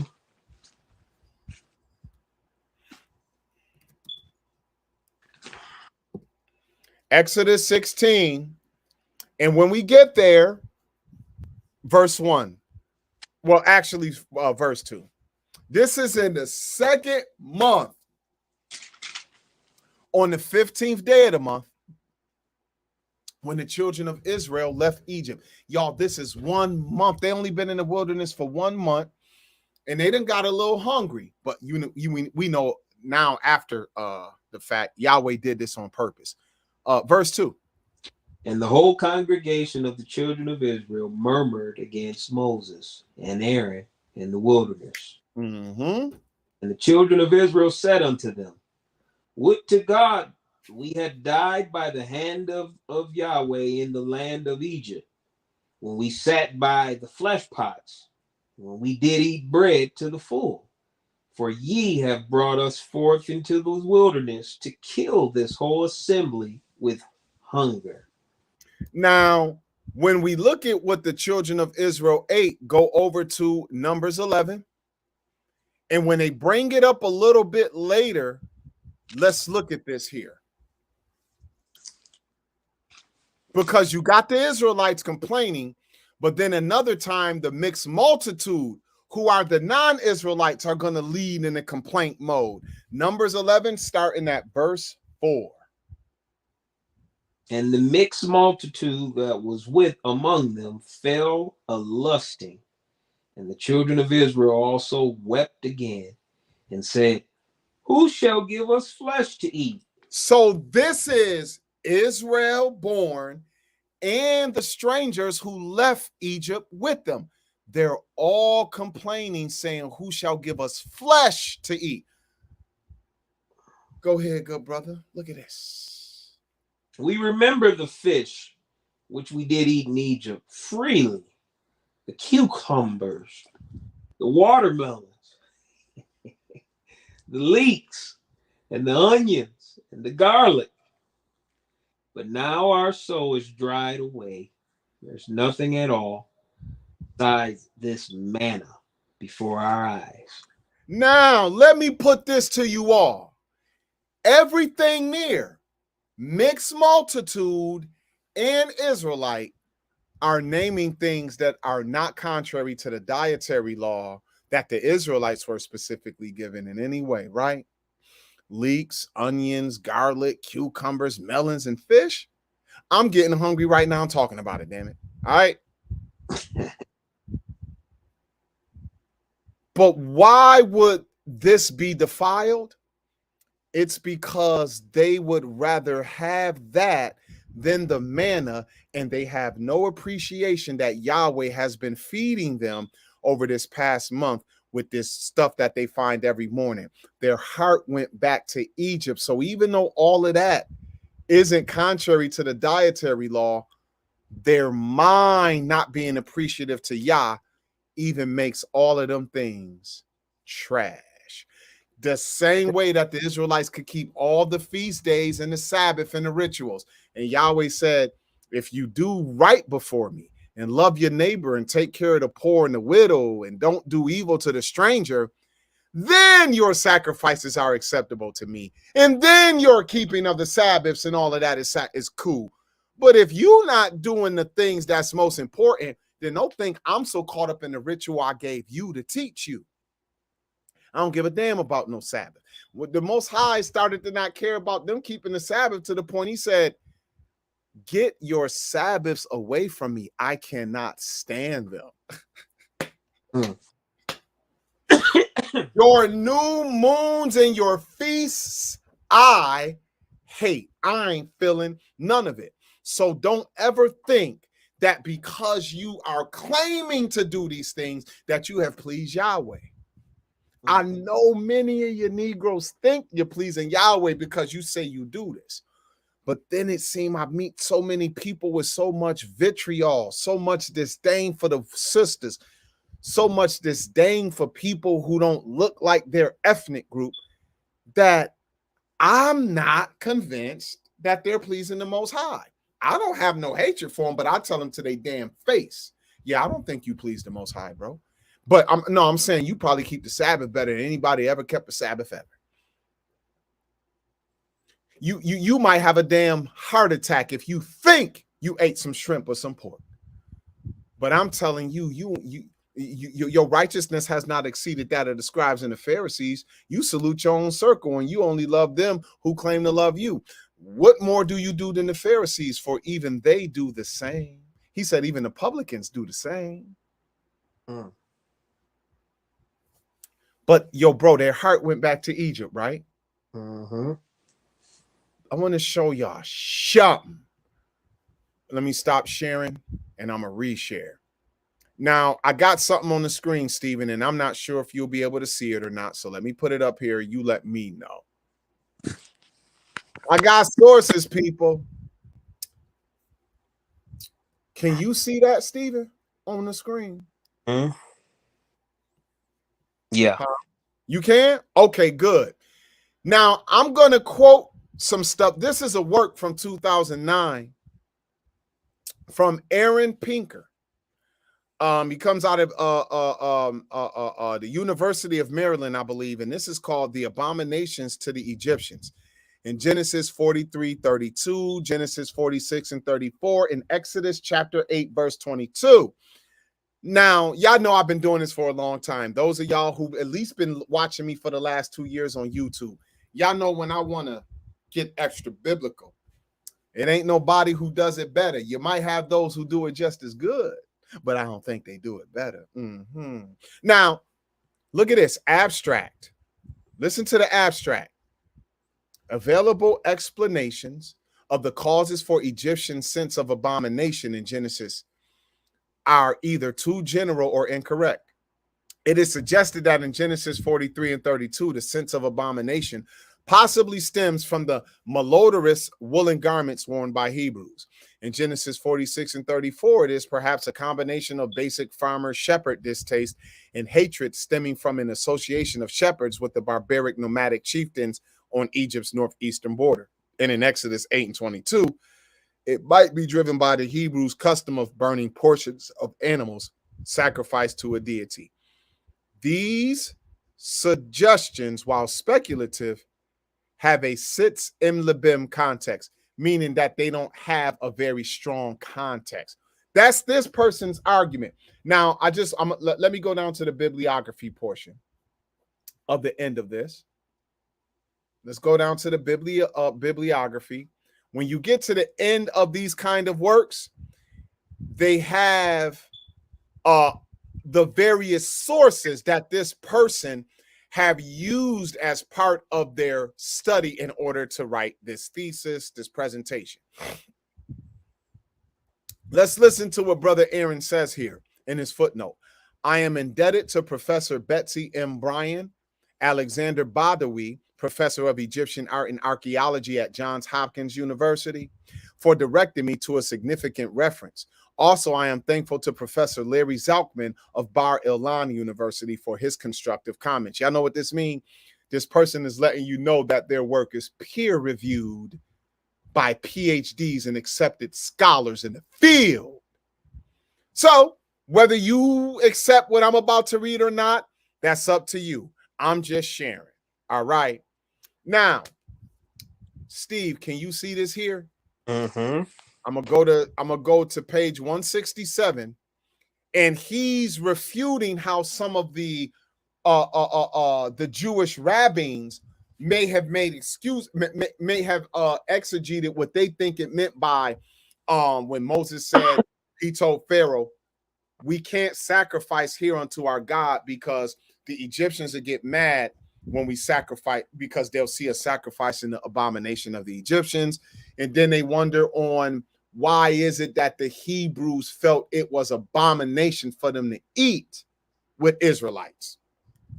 Okay, now They'll have all the rabbis, Ibn Ezra, Rashi, Rambam. They done said different things in their commentaries, right? Let's start right here where it says Ibn Ezra. Ibn Ezra repeats his view that the Egyptians, as the Hindu in India, were vegans and believed that animals should not be harmed. The animals that they raised were, in his opinion, for use, labor, wool, but not consumption. However, the massive number of animals that have been annually sacrificed in the temples of ancient Egypt clearly invalidated Ibn Ezra's position. For instance, Okay, so he's claiming this well-known Israelite sage of old has an opinion. He said, like the Hindu people, the Egyptians were vegans and believe animals shouldn't be harmed. But he's like, yo, we just got too much historical proof that it was massive animal sacrifice happening in temples in ancient Kemet. So that alone invalidates Ezra's position. But he says, for instance, now let's go to page 168. I want y'all to listen up because there's a reason that I read that thing right there in the book of Numbers and the Exodus when they was complaining and their hearts went back to Egypt and they coveted fish and garlic and onions and leeks and melons. He says, for instance, we find, go ahead, good brother. for instance, we find records in Ramses 3. Ramses the third. I'm sorry, it's Ramses the third. I multiply the divine offerings presented before thee of bread, wine, beer, and fat geese, numerous oxen, bullocks, calves, cows, white oxes, gazelles offered in his slaughter yard. A coronation inscription of Tutmos III reads, that I might supply with food in his altars upon This the earth. is Tutmos talking about, this is Ramesses the third and Tutmos the third out of their own mouths in their or out of their own mouths, but inscribed what they're offering to their chief deity. Y'all know how the Israelites sacrifice animals unto Yahweh, their chief deity. Mhm. Okay, continue, brother. That I might supply with food his altars upon earth, that I might make to flourish for him the sacred slaughtering block with great slaughters in his temple, consisting of oxen and calves without limit, a stele of the butler mare of Idfu informs the sole companion and butler and overseer of the slaughterers of the house of Hu in it Cool. Ku'u in its entirety, who says, I was the priest for slaughtering and offering in the two temples of on behalf of the ruler. When Seti the Seti first the first. sent 1,000 troops to the Silsile quarry, he increased that which was furnished to the army in ointment, ox flesh, fish, and plentiful vegetables without limit. Now, don't that sound like what the Israelites in the mixed multitude in the book of Numbers said that they missed about Egypt? Mm-hmm. But go ahead and continue, good brother. Go ahead. Every man among them had 20 debbin of bread daily, 2 bundles of vegetables, a roast of flesh, and 2 linen garments monthly. Temples owned large estates where they raised animals. Large numbers of cattle were also given to the temples by kings and rich officials. Since the meat offered to the gods was then consumed by the priest, temple workers, and distributed to the needy, there can be no doubt that the Egyptians was not a vegetarian or vegan. Now, let me tell you how the boy Zadok do his research. This book ain't got nothing to really do with the dietary laws. It's not concentrating on the diet of the Egyptians. It's concentrating on the claims on how some think certain things written in the Bible correlate. And it's a lot of, to be fair, conjectured arguments out there. Mm-hmm. And in order to show that some things the rabbis claim might be reasons, like, oh, the Egyptians were vegans, he's just going to all of this irrefutable archaeological proof to say, no, man, the Egyptians were not no vegans. I don't care if you go to Ramesses III, Tutmos II, the chief butler Mere of Edfu, who wrote in his chronicle, the sole companion, butler, and overseer of the slaughterers of the house of Ku'u. And then he even talks about how Seti the First, when he sent his troops to the Silsileh quarry, because sometimes they would use the military to do building projects like the Romans did. A lot of people forget it was Roman soldiers who were building roads and bridges, not just slaves. Slaves might have been with them, but the soldiers were right there. He says, man, he gave his soldiers ox flesh, fish, and plentiful vegetables, and 20 measures of bread daily with 2 bundles of vegetables and roasted flesh and blah, blah, blah, blah, blah, blah. Eating good. Eating good. Now check this out. Because of the large numbers of cattle that were being given to the temples for sacrifice rituals as meat offered to the gods, this was consumed, of course, by priests. Y'all know how the Levites and them ate their food? They ate their portions of the sacrifice. Temple workers, and distributed to the needy. Do anybody want to admit that in almost every society, the needy always outnumber the small aristocratic class? Mm-hmm. And when I say the needy, we ain't just talking about the homeless. But you even, like here in America, you got the working poor. You got people, man, who working 40 hours a week, and still the last 10 days of the month, they rely on soup kitchens and getting free bags of food from nonprofits and all of that to supplement what the family needs. I grew up like that, homie. My mama worked a job, and I always will remember powdered milk, Kaboom cereal, the silver cans that had a damn pig on it. That's how you knew that was pork. And another can had a black chicken on it. That's how you knew it was chicken in that joint. The big blocks of cheese that people call welfare cheese. Government. Bro, I ate so much damn government cheese, bro. I just cut an inch thick slice and go outside. I don't even need a whole damn sandwich. I just cut it. Hey, listen, the way grocery prices is right now, man. Woo. Bro, tell me about it. You go in the store today and spend $120 and come out with 2 damn bags of food. Yeah, all right. But praise the Most High, you know that he still allow us to have something that we can put on the table to our families, right? But look at this. How many of us understood that in Kemet, where the Israelites came out of, there was a lot of food that was sacrificed to the gods? Now, let me ask you this, Stephen. If you eat food that is sacrificed to idols, you a poor man, you a needy person, and they come just every day giving out all this vegetable and food, even if it was something according to the dietary law, would you consider it by Israel standards to be defiled food? Yes. Yes. Now, hey, the hungry, like, I don't care what it is.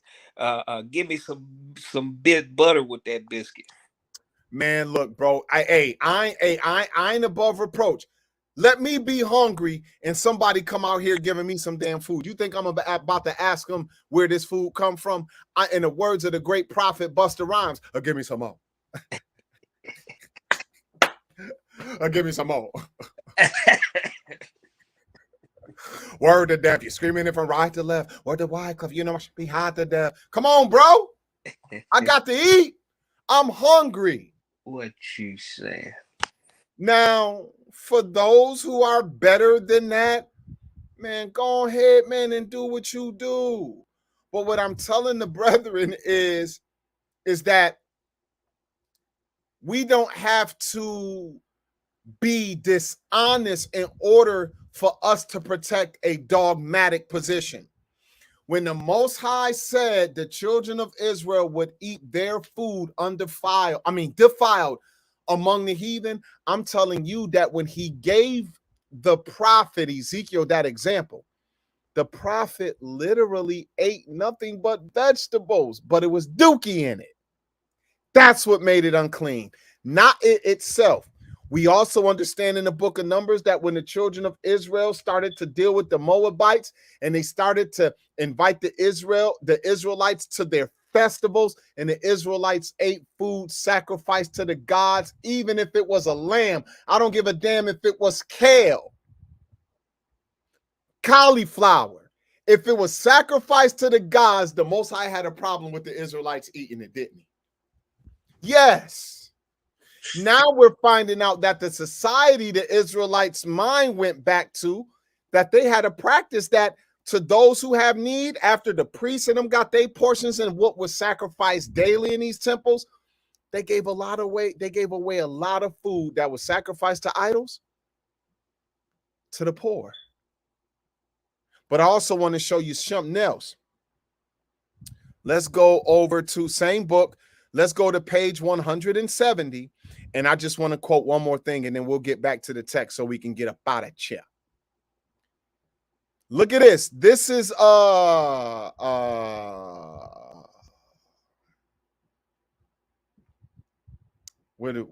we is. Oh, we're gonna quote the historian Pernagati. This is an Italian historian. Go ahead and read that, bro. Pernagati notes that the ritual of daily worship involved the same stages in all Egyptian temples. The first stage of the morning worship was to prepare animal and plant offerings. Wait, hold on. Animal and plant. So this is flesh and vegetable and fruit. Go ahead, brother. Which had to be presented to the god. The laying on of hands on the statue and the recital of prayers preceded the sacred meal. This was composed of the offerings that had been placed on the altar, the actual possession of which was turned, as the Egyptians said, to the priest and other temple personnel who used the food for their daily meals.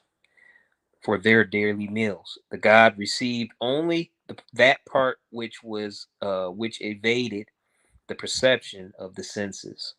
Offering of food and drink were Okay, so in their custom, the god got the inwards of the animal, the stuff that wasn't perceivable. So when you look at an animal, you can't see his heart, you can't see his kidneys.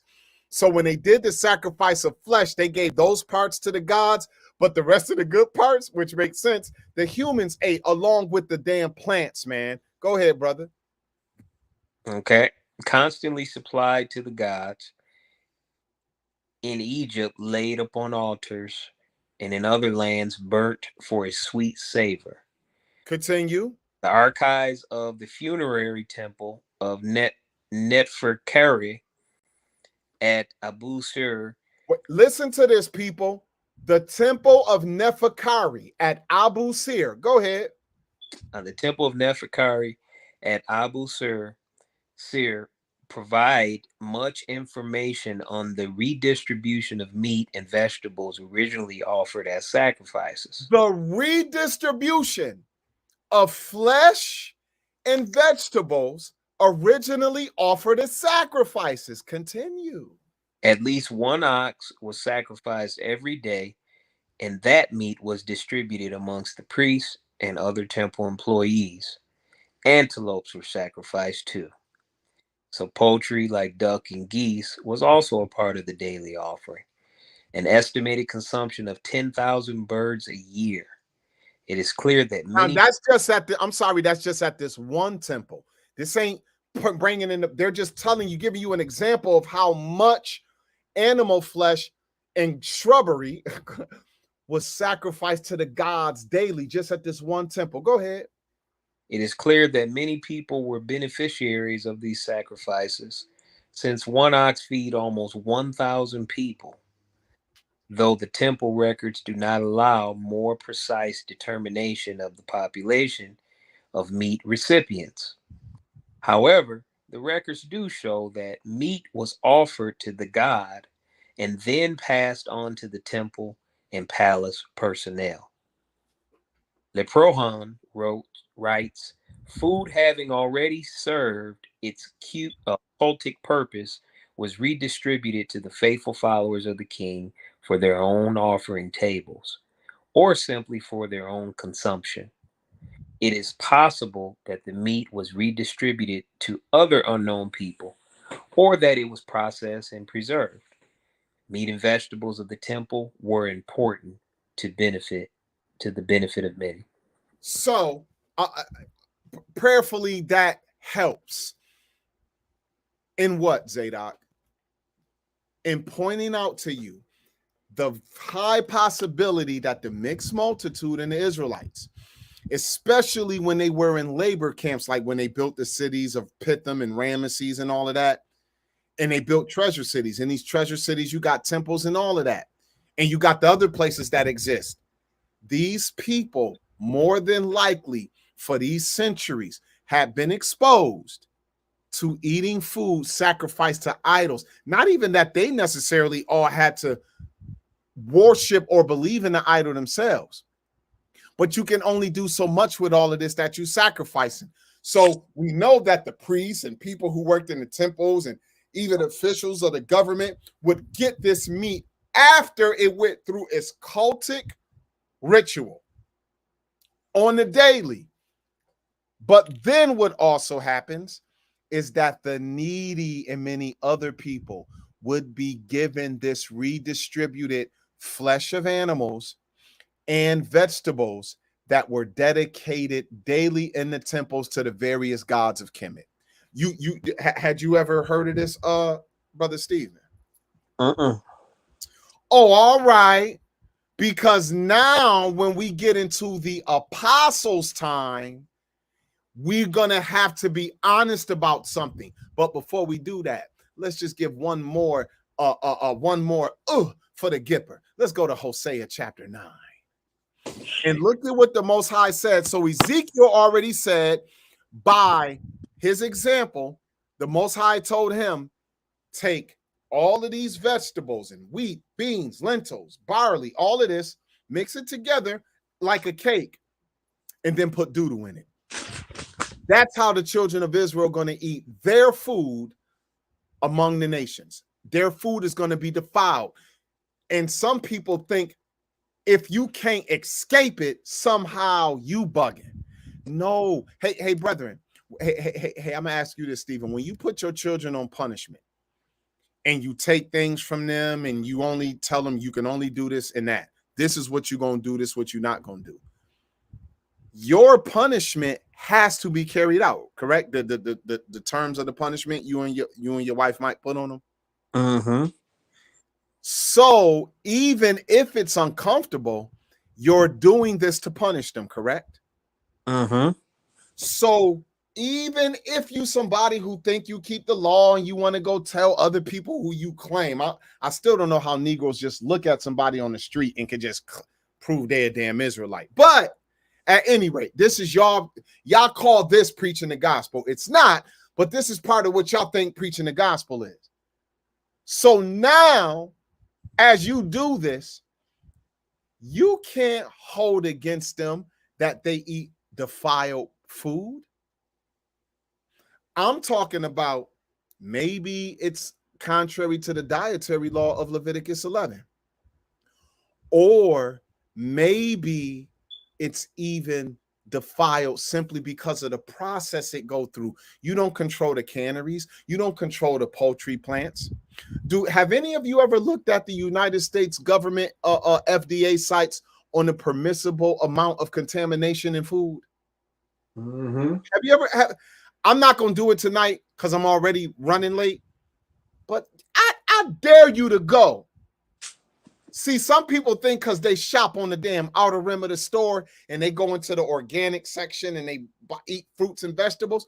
I'm saying you might be doing better. You might be actually helping your body a little more because you put in less processed things in it.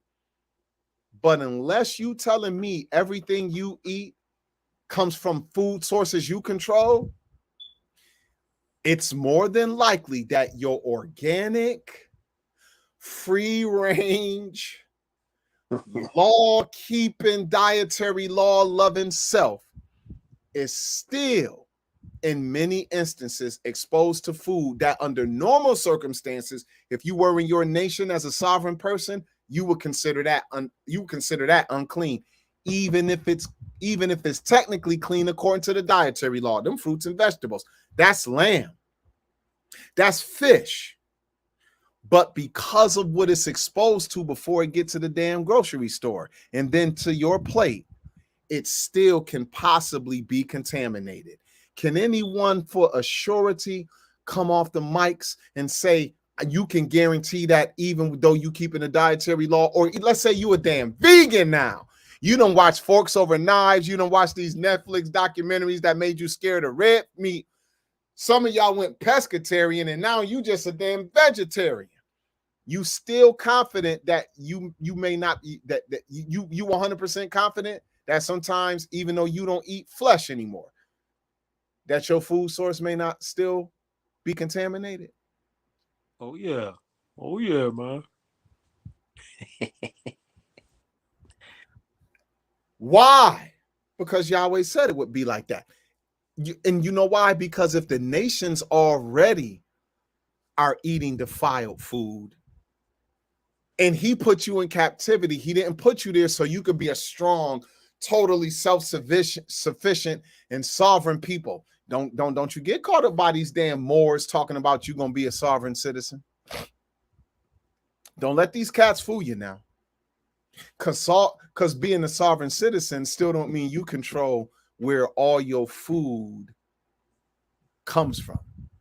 Maybe, I don't know, maybe you don't got to pay taxes or something. Cool. If sovereign citizenship mean you don't pay no taxes, one Negro told me he could just walk up in a car dealership and ain't got to give no money and he walk out with a vehicle because he a sovereign citizen. I say, yo, if that's true, salute to you, homie. But you still don't control the damn food and water sources, do you? Your sovereign self still gonna go to Danny Wegmans. You gonna go to Kroger's, Food Lion, Trader Joe's. That's where you're getting your food from, Negro. You work a job too much to be able to control the flesh and the fruits and vegetables. And if you go to the FDA website, go ahead and entertain yourself and find out the permissible amounts of rat feces or mouse feces that can be around food sources in these factories. And man, go ahead and put that out to market.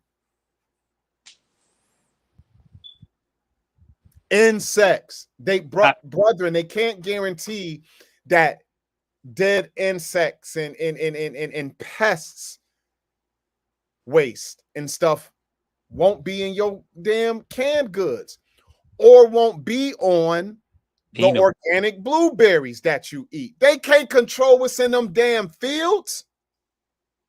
And if they do, then there's another problem. They gonna insecticide, herbicide, and pesticide it to death to try to keep rodents and insects out of it. And now you eating that. Don't fool yourself. And especially, and this ain't even for the people who claim to be Gentiles. This for the cats who claim they keep the law. And then the number one sign many of them use to identify who they is what, brother?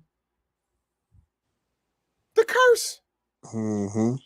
Well, damn it, if you gonna use the curse, then you guaranteeing the people gonna eat defiled bread. And I'm saying that even you, after you done repented and you walking in Hamashiach and all of this, you possibly are still, let's say maybe Yahweh be more. Hey, wasn't Yahweh merciful to the prophet? He said, you know what? You ain't got to use man dookie, use cow doodle. But you're going to do that now. That was mercy, cow doodle. Y'all eating rat doodle in your peanut butter every day. So look, brother, the reason I'm doing this is because I want to be sober-minded and clear-eyed. And what does that mean? I love the commandments of the Most High. When I read it, I think there's a reward in it. But you know why we pray over our food? Not just because we want the Most High to be honored and knowing he provide our food, but we even be asking, Lord, if it's anything in here that could be harmful to us or anything, we ask you to be merciful to us and cover it. Why do people do that? Negro, aren't you saying it's a possibility that something that is beyond your control it could be a part of this? Yes. So guess what? Hosea 9. Did we read that, brother? I didn't forget. Let's read it. Hosea 9:1, good brother. Rejoice not, O Israel, for joy as other people, for thou hast gone a whoring from thy God. Thou hast loved a reward upon every corn floor. The floor and the winepress shall not feed them, and the new wine shall fail in her.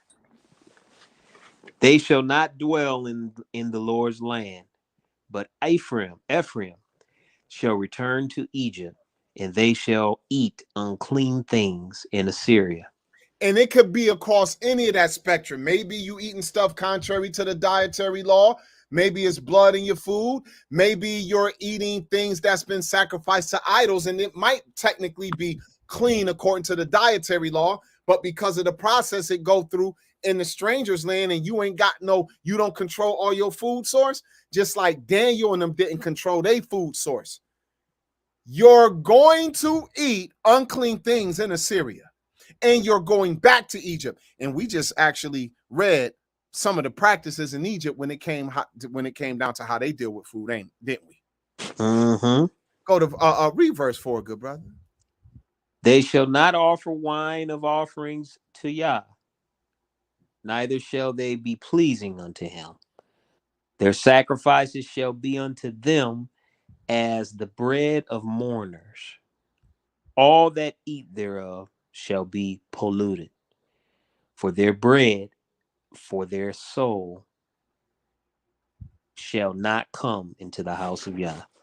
So the fact that they were being put out the land and now exposed to the customs and the ordinances and the sovereign rulership of other nations, you're going to be guaranteed as a people to not be able to escape this. This is why y'all need to stop running around telling Negroes they got to keep the dietary law. Tell them to do the best they can if they got faith in it.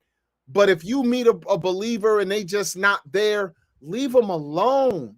Our salvation is in the blood atoning work of Messiah, not in the fact you're going to keep the damn dietary law perfectly, because sometimes you're eating stuff unbeknownst to you, and that's if you're putting forth the effort to be conscious of it.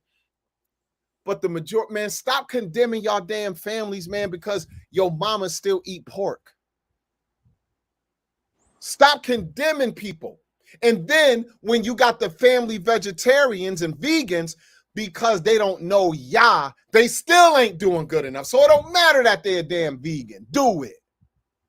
Not to you, be honest.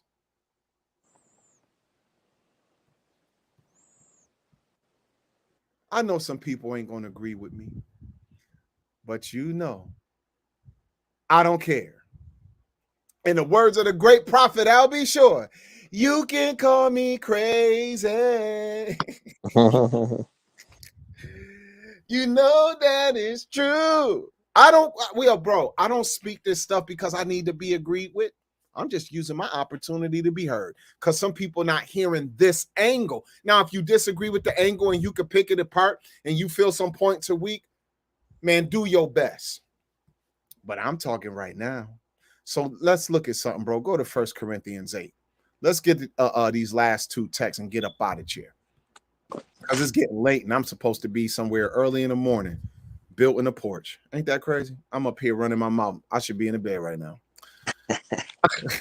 And you should too. Mm-hmm.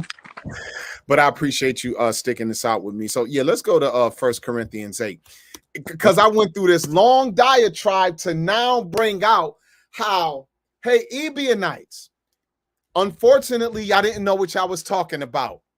And if anybody running around being an Ebionite today, and you think you can speak against the wisdom of the great kung fu gospel preacher named Paul Shaul, then you do yourself a disservice. Because now that I've set up this context, you might understand how wise the Ruach helped Paul understand the condition of the Israelites of the diaspora, especially those who were coming into faith with Yah through Hamashiach, and the Gentiles who were walking away from idolatry and coming into faith with Messiah. Go ahead, brother. 1 Corinthians chapter 8 and verse 1.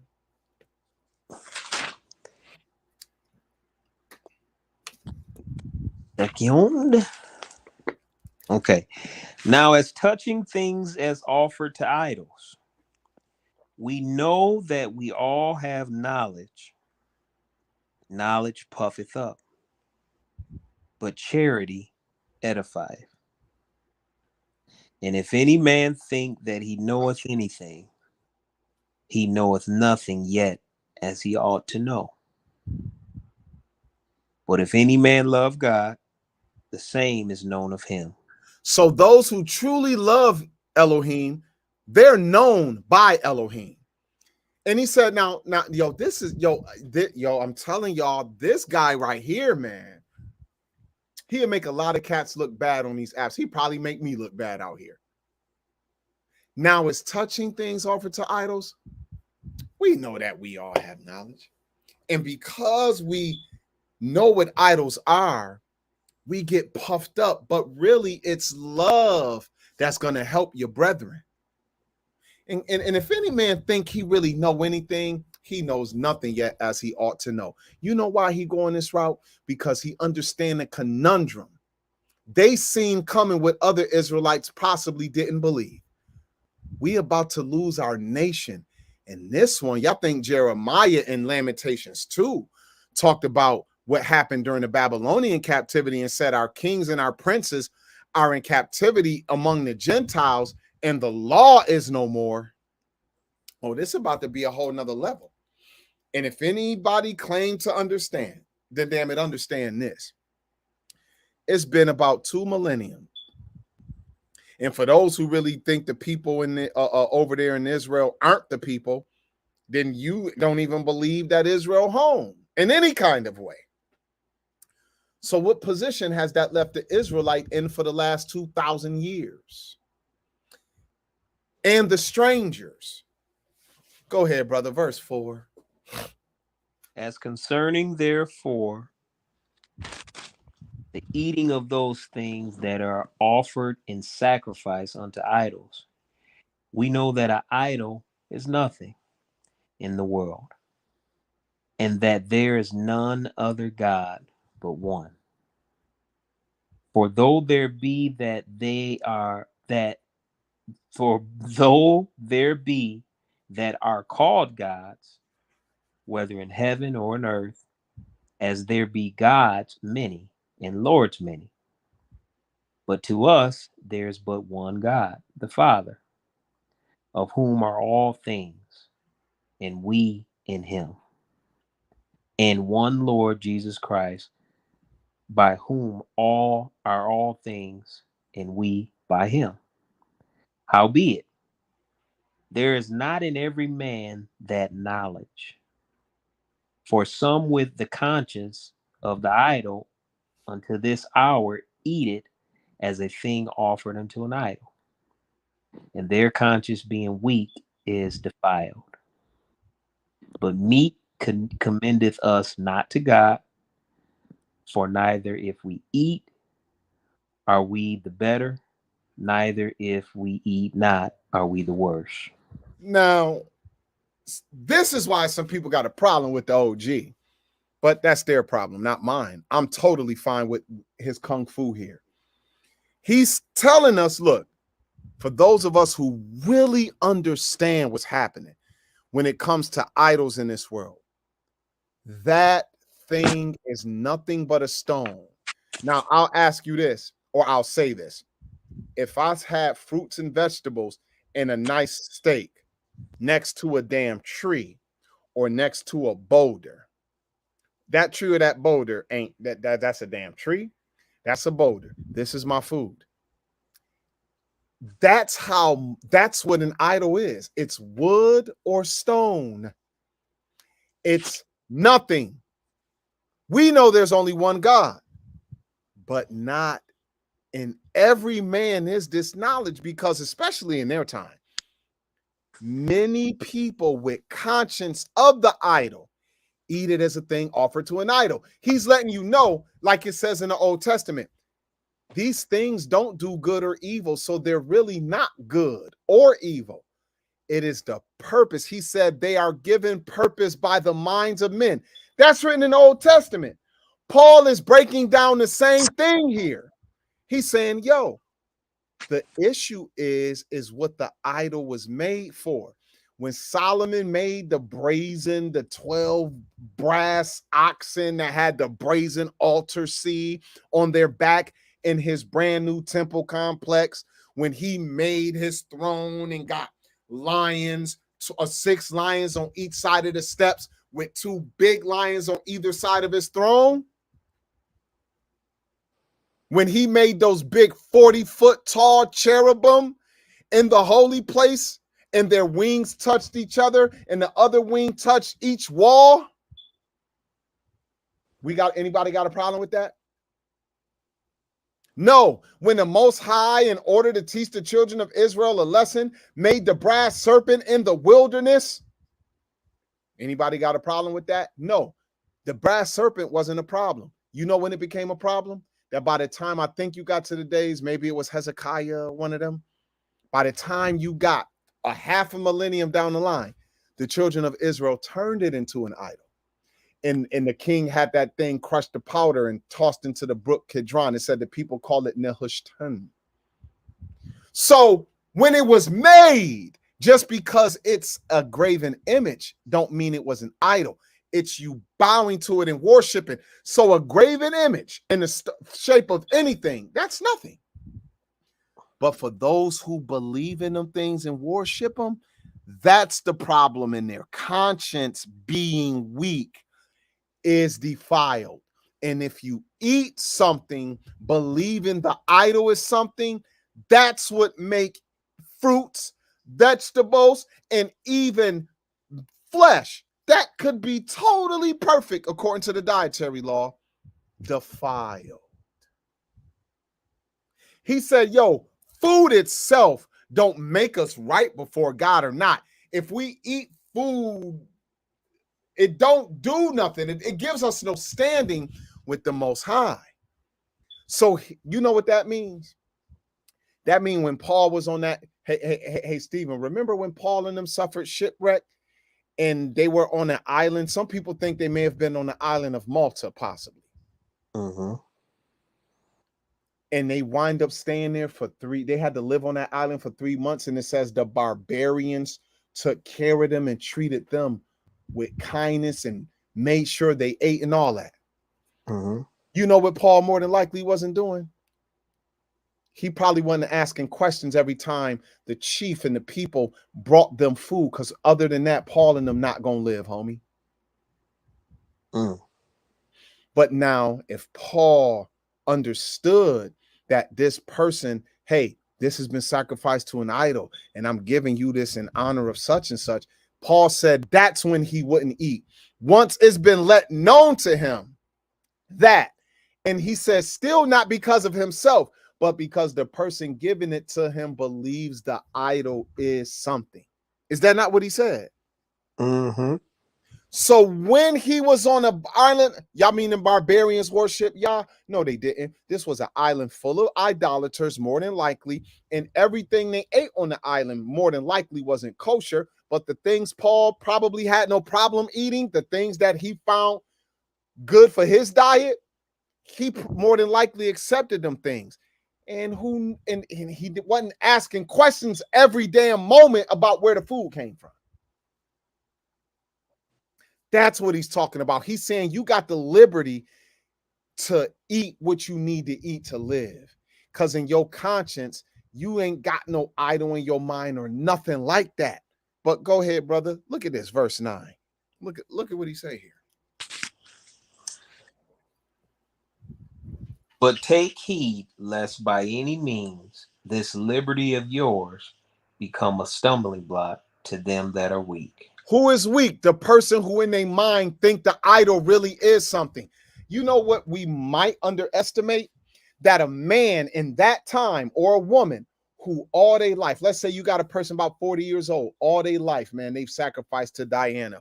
They got Diana trinkets. When they babies were born, they dedicated and thanked the goddess. When they harvest and they fruits and they crops came in, and when they animals had enough so that the generations of cattle could keep going, they gave all honor to the goddess. And now you heard these people preaching in Ephesus about the one who rose from the dead. And for some reason, bro, they didn't preach the damn dietary law to you. They didn't preach wearing fringes to you and you can't cut your hair. They preached that a man was put to death, rose from the dead, and went to the heavens, bro. And his message of loving your neighbor as yourself and all of this stuff and the things he said, the way that a man should love his brother and go the extra mile, all this stuff they could have taught you in his name. For some reason, this person believes that. But when things go bad, they might believe that let's say famine come on a city and they lose their harvest and half of their cattle die. The possibility that that person believes the goddess is upset is real, even though they believe in Jesus. See, some people don't understand that, but half these Negroes listening right now can accept that a man or a woman can repent of their sins and still struggle for some time with what? Fornication, drug addiction, alcoholism, might still have some thieving hands, might still find themselves lying. And they'll say, well, you know, this, that, and the third. We can explain away the other sins, but you mean to tell me you do not understand that if someone has lived one way societally all their life, a man could serve Zeus as the chief deity of his people in ancient Greece. And this man done left a synagogue, and he heard about Jesus because the Israelite believers in Christ was there preaching about Jesus at the synagogue like they custom was on the Sabbaths. And this man is encouraged that he can have this relationship with Yahweh if he believes in this one who rose from the dead. And as he's walking home, bro, all of a sudden he hear crazy thunder. And this man might be like, damn, Zeus upset with me because of this other God. Remember in Acts 17 when Christ was preached by Paul to the Stoics and the Epicureans and the strangers of Athens, didn't it say some of them said this man is a teacher of strange gods? Yeah. We take for granted what we're reading, people. For many of us, our contextual understanding is way off because we done pulled what was written in a certain societal narrative 2,000 years forward to fit our societal narrative. Now, of course, we're supposed to learn from it, but the spirit of it and the literal societal cultural setting of it can go right over our heads. That's what Paul and them was dealing with. They wasn't dealing with what the hell you talking about right now. Paul and them wasn't dealing with the Christian who done grew up Baptist all his life. You was a PK. Now some Negro done convinced you an Israelite, and now all of a sudden you saved and you awoke.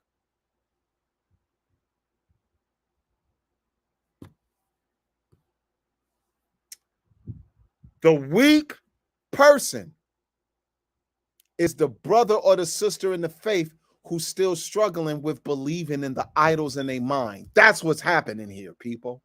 Go ahead, brother, verse 10.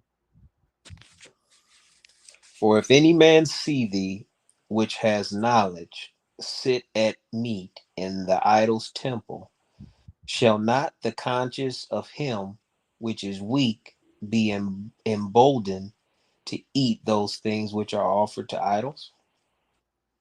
And through thy knowledge shall the weak brother perish, for whom Christ died? This is in context of the brother or sister in the faith. They see you sit at food. Brothers and sisters, this could be damn vegetables. Shall not the conscience of him which is weak be emboldened to eat those things which are offered to idols? Now, this is the thing. Paul isn't saying you're sitting to eat something offered to idols. You're just at the idol's temple to eat. It's a difference. You don't understand? I'm going to show you in a second, God willing. Hopefully you understand the point I'm making. Go ahead, brother. And through thy knowledge shall the weak brother perish for whom Christ died.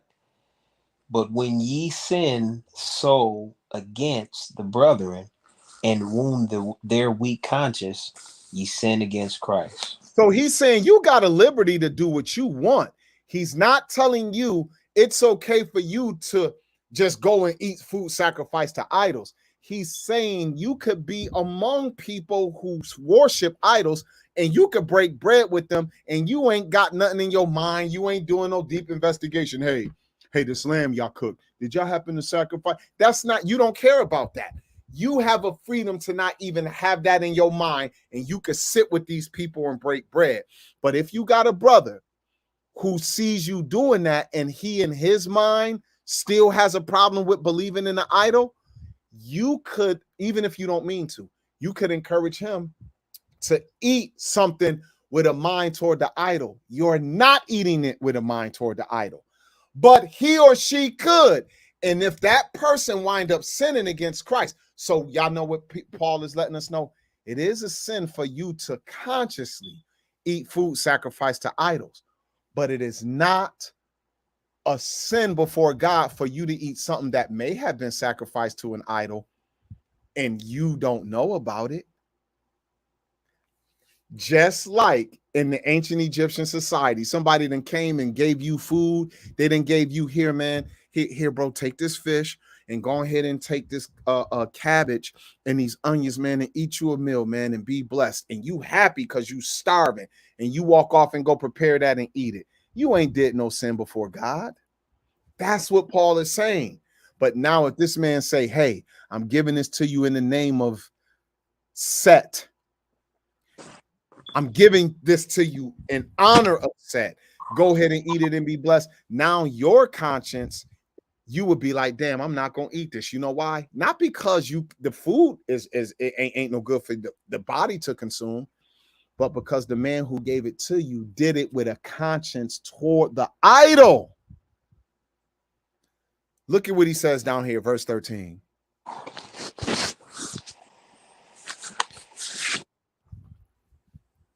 Wherefore, if meat make my brother to offend, I will eat no flesh while the world standeth. If I thought that what I can do freely would cause my brother who has a certain mindset still. So guess what? There are people who are considered believers and they just might still struggle with idolatry. You better be careful what you choose to do, not understanding the depth of what's happening in the church. And if you understood that something you had the freedom to do, he said, don't let this liberty get you messed up. So you got the freedom to do what you're going to do, but you also aren't just living for yourself. So if you thought this food could cause your brother to do something against Christ, then as long as the world stands,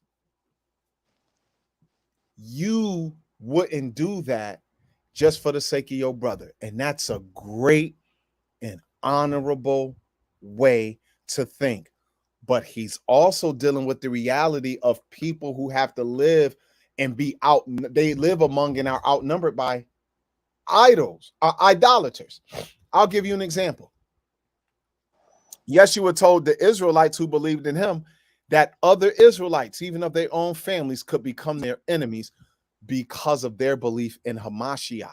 Now, y'all could agree in dietary law. Y'all can agree in all the customs, but your belief in the death, burial, and resurrection of Hamashiach could make you and a fellow Israelite enemies.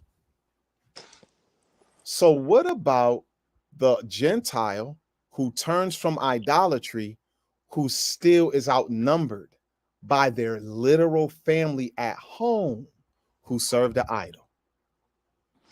Your mama thank the deity every time she cook a meal, the same way you would pray every time you eat one. To Yahweh, I'm talking about to those of y'all who believe y'all Christians and all that. You do know that still applies on the other side of the scale. So your mama, when she pray in the morning, she thank the deity and then she go about her day. So everything in her home, she believes she is blessed with. She believed the damn house she live in is provided by the deity. She believed her very health is provided by the deity. The clothes on your back is provided by the deity. It's no different than you, but it's to idols. So when you go to visit your mama and she say, son, oh, I ain't seen you in a few weeks, man. I miss you. How you doing? This, that, and the third. And your mama just put some lemonade in front of you, bro, and your mama set a damn salad on the table. Here, son, eat. How you doing? And you just have a conversation with your mama for the hour. Do you really need to damn interrogate her and ask her, did the vegetables that came out of her garden this morning, did she thank the deity this morning? You really gonna have that conversation?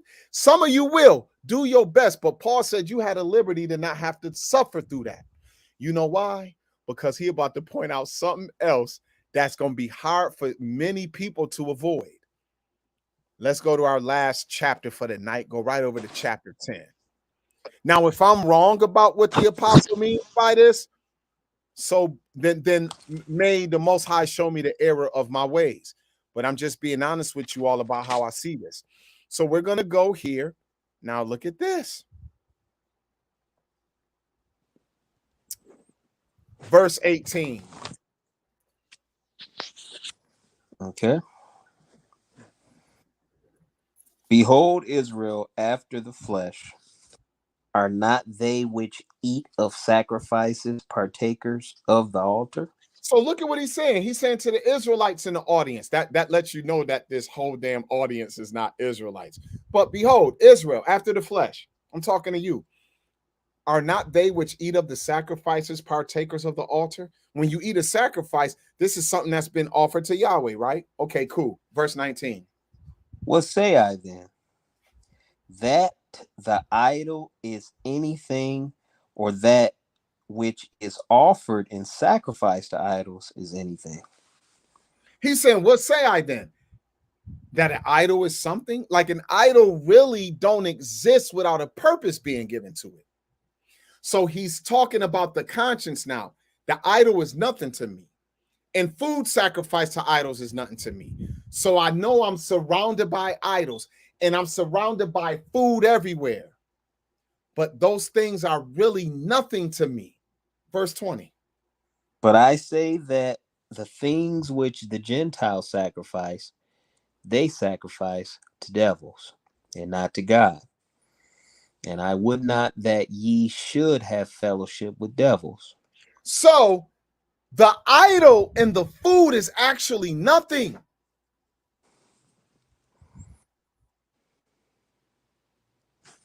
But what the nation sacrifice, y'all, they're really sacrificing to devils.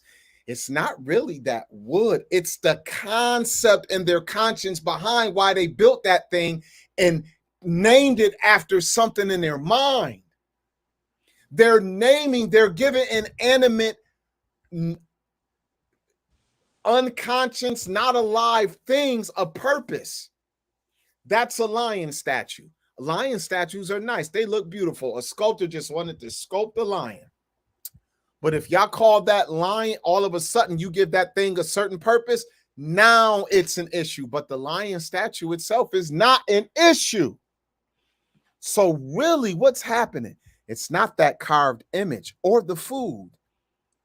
It's the conscience of the nations who really are sacrificing to devils and not to God. God is a spirit, right? So he's talking about spirits. Continue, verse 21. Ye cannot drink the cup of the Lord and the cup of devils. Ye cannot be partakers of the Lord's table and of the table of devils.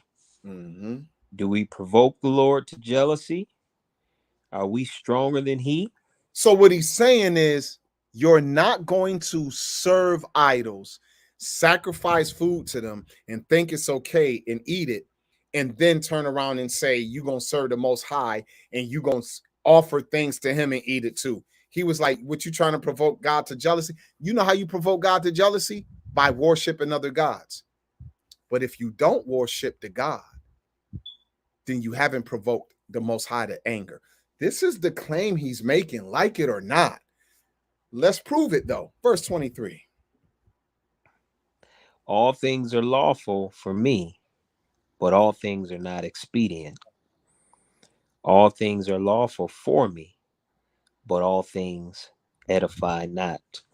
What he's saying is, when you have understanding, you understand the purpose of things, but that don't mean just because you understand that you're going to do everything.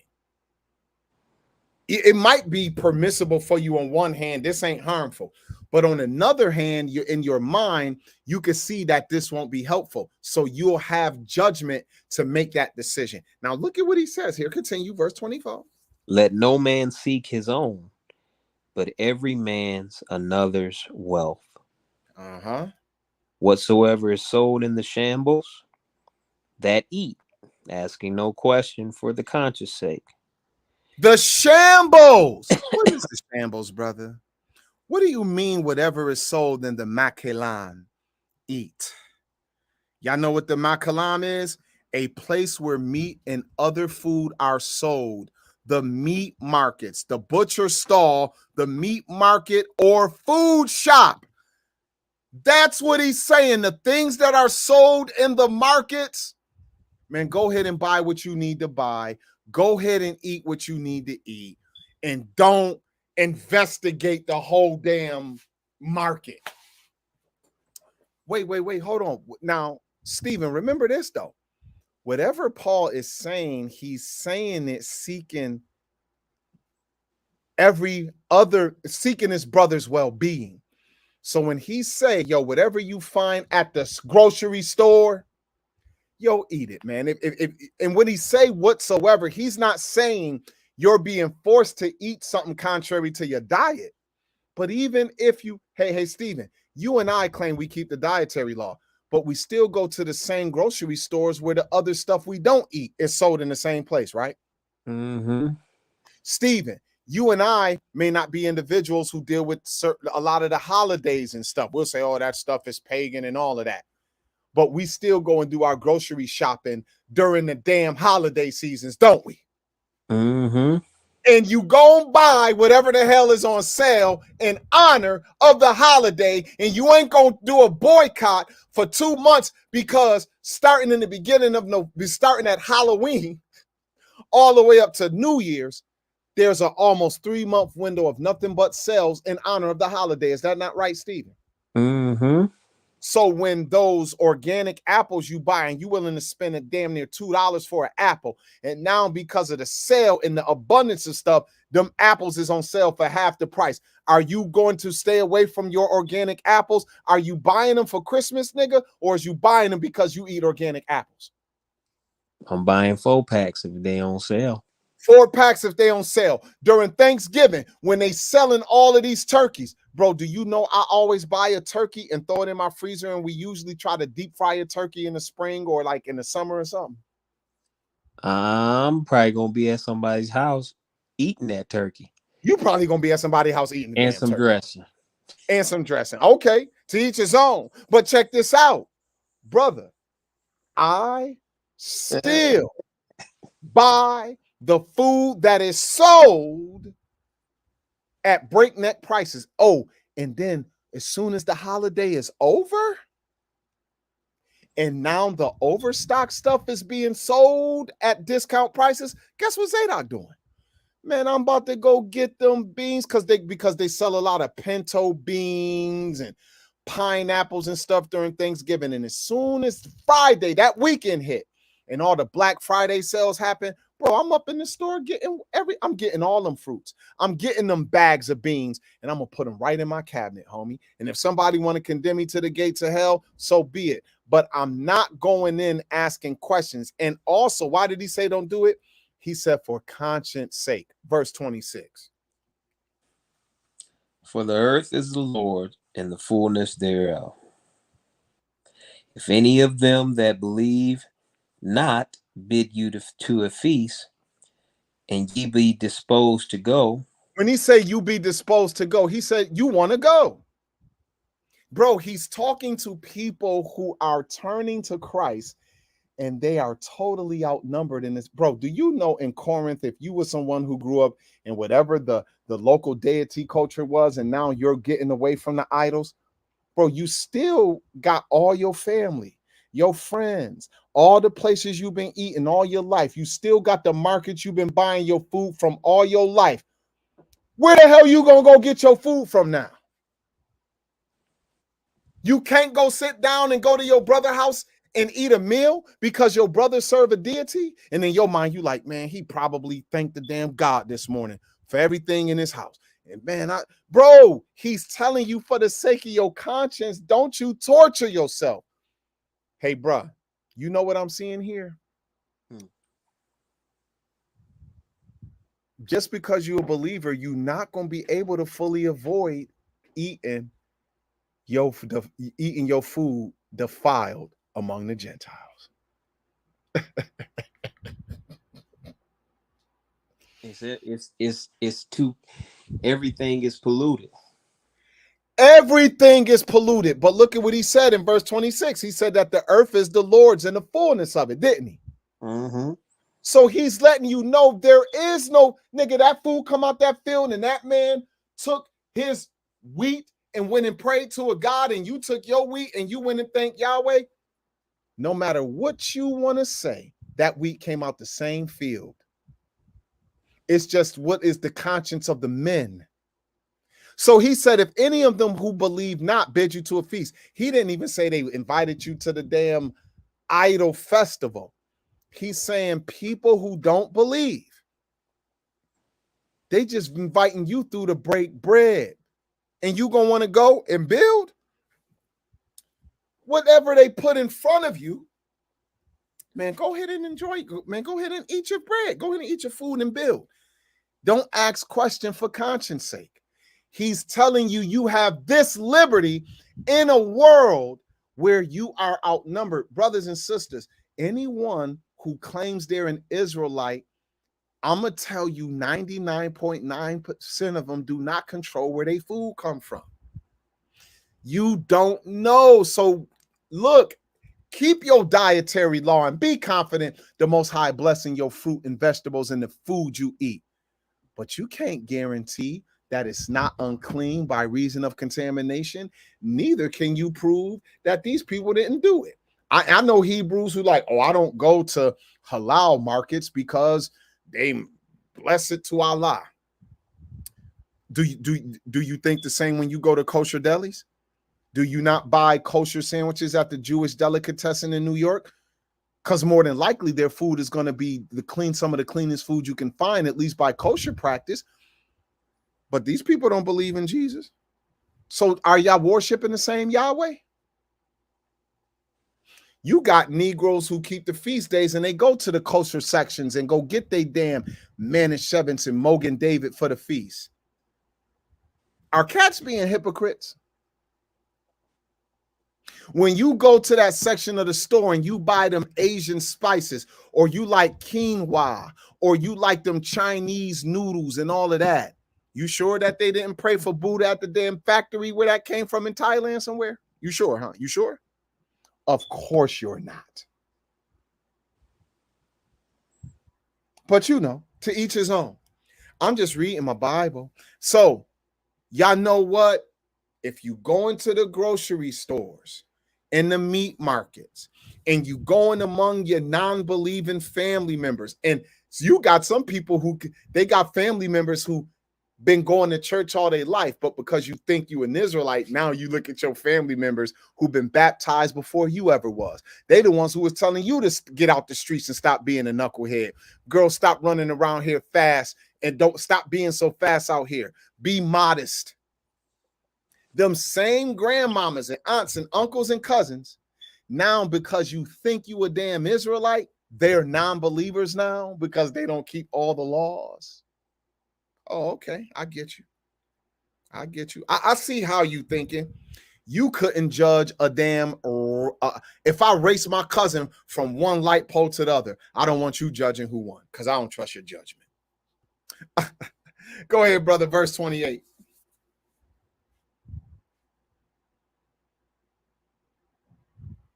All right, one sec. And we'll end here. Verse 28.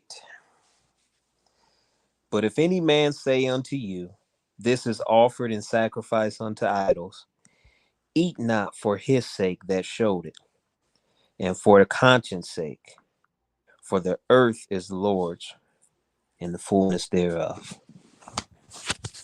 Continue.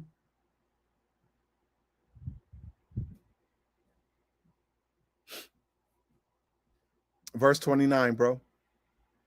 Oh, I was reading, I'm sorry. Conscience, I say, not thine own, but of the other. For why is my liberty judged of another man's conscience? Right. In verse 31, that's good. He said in verse 31, whether therefore you eat or drink or whatever you do, do all to the glory of God. So he like, yo, the Most High know where he got you at. And he know that you're just not going to be able to escape the world. So you got to shop out here. This is where you getting your food from. And especially for a non-sovereign people who claim they the descendants of slaves and all of that, you ain't got no damn control of nothing.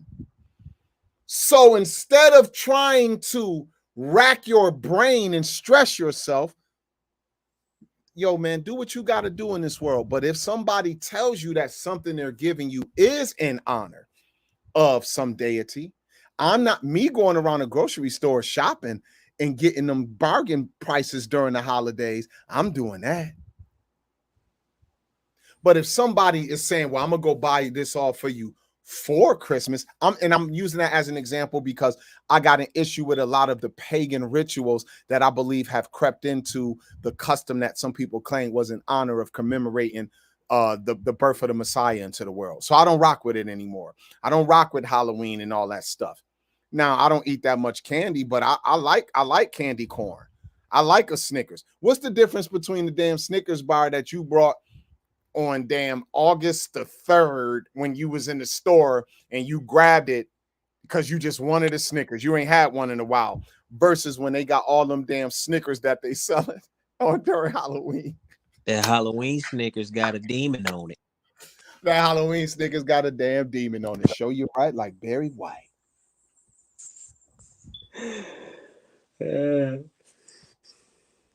So all I'm saying, brethren, is I'm doing this teaching because you and I, whether you claim to be an Israelite or a Gentile, the world of the nations is already defiled, and the Israelites who claim they live in the diaspora live among them nations. So you don't have control of everything. If you coming unto Christ, okay, you might be the couple of folk in your family or the only one. Many of you the only one. That don't mean you can't have a relationship with your loved ones. That don't mean you can't go to the family reunion. That don't mean you can't go to the barbecues. That don't mean you can't go to the Sunday dinners at your mama house or your aunt house or whatever. But if you think somebody exposed to you that they gave you something with an idol in their mind, then for that reason you don't eat it. And it's only for their conscience sake, not yours, because no one can judge the state of your mind. You're only doing it. Notice what he said from the beginning. Let not a man just think on his own things and seek his own well-being, but the well-being of others. So for the sake of love, even, man, I'm not going to ask no questions, man. I'm not about to ask my mama nothing. My sister invite me over. I'm not asking them nothing. No, they don't keep the dietary laws. No, they don't do this. Yes, it came out of her refrigerator. And for all I know, she got some damn ham in her refrigerator, but she also cooked us chicken. I'm just going to eat. I'm going to pray. I'm going to ask the Most High to bless. And that's that. You understand what I'm saying? Other than that, if someone lets me know they doing something with a mindset towards something I understand to be idolatrous, that's when Zadok, for the sake of that, gonna do that. But other than that, I walk in faith and I pray over everything, brother. because even if this wasn't a position, I could just go to that grocery store on a regular day and I have no proof that my meat and my fruits and vegetables aren't contaminated and defiled by some other thing, brother. Yep. I want us to walk in the freedom of the mind of Christ with a conscience toward God, and not that we making it our job to be the fruit inspector of everybody and everything around. For those who are going to do you, and what your opinion of me would be, it really don't bother me.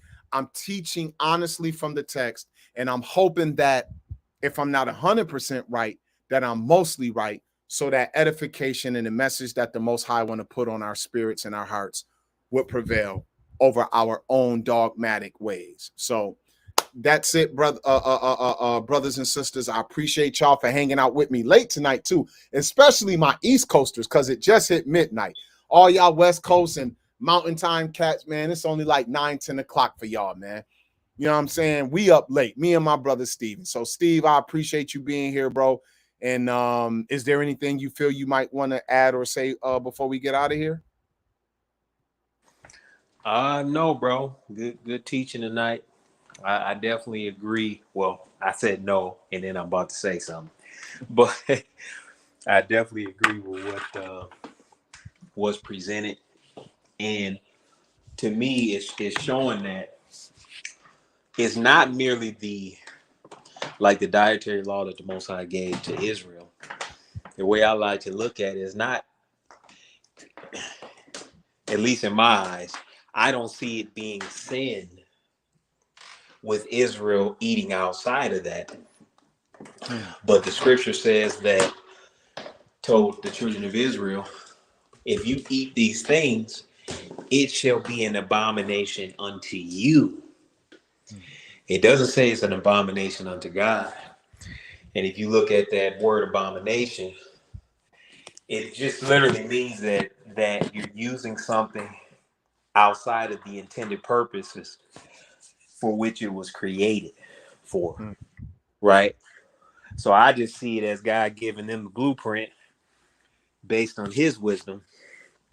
But, for instance, at least I haven't seen in the scripture a sacrifice of any sort that was necessary when a person ate something that was unclean by definition of the dietary law, right?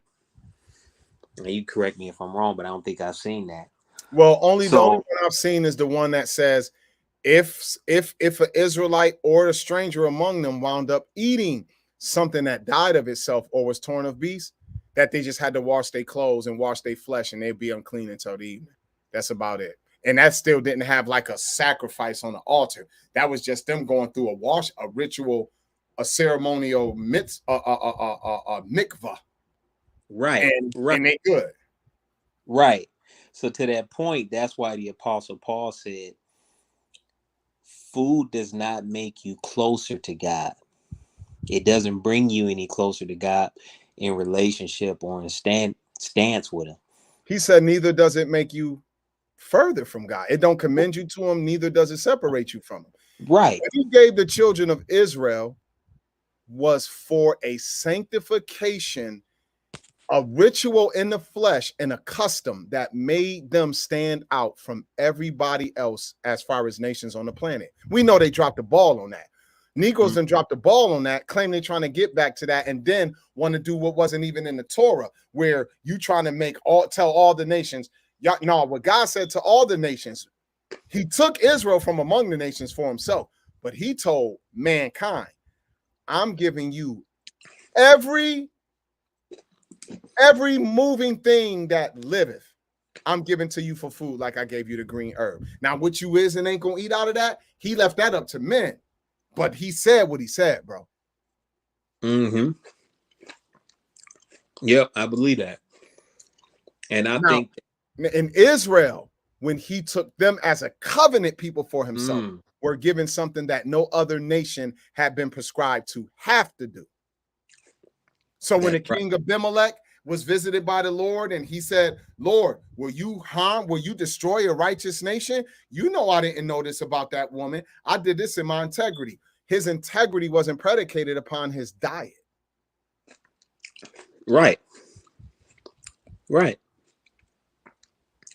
Right. And that's why I'm still not telling people don't keep the dietary law.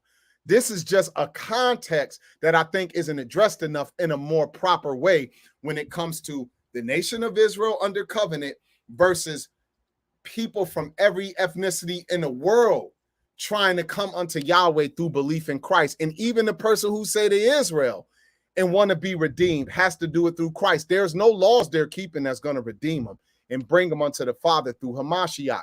So with this new situation that's put on the table, there's a mercy that the Most High is having.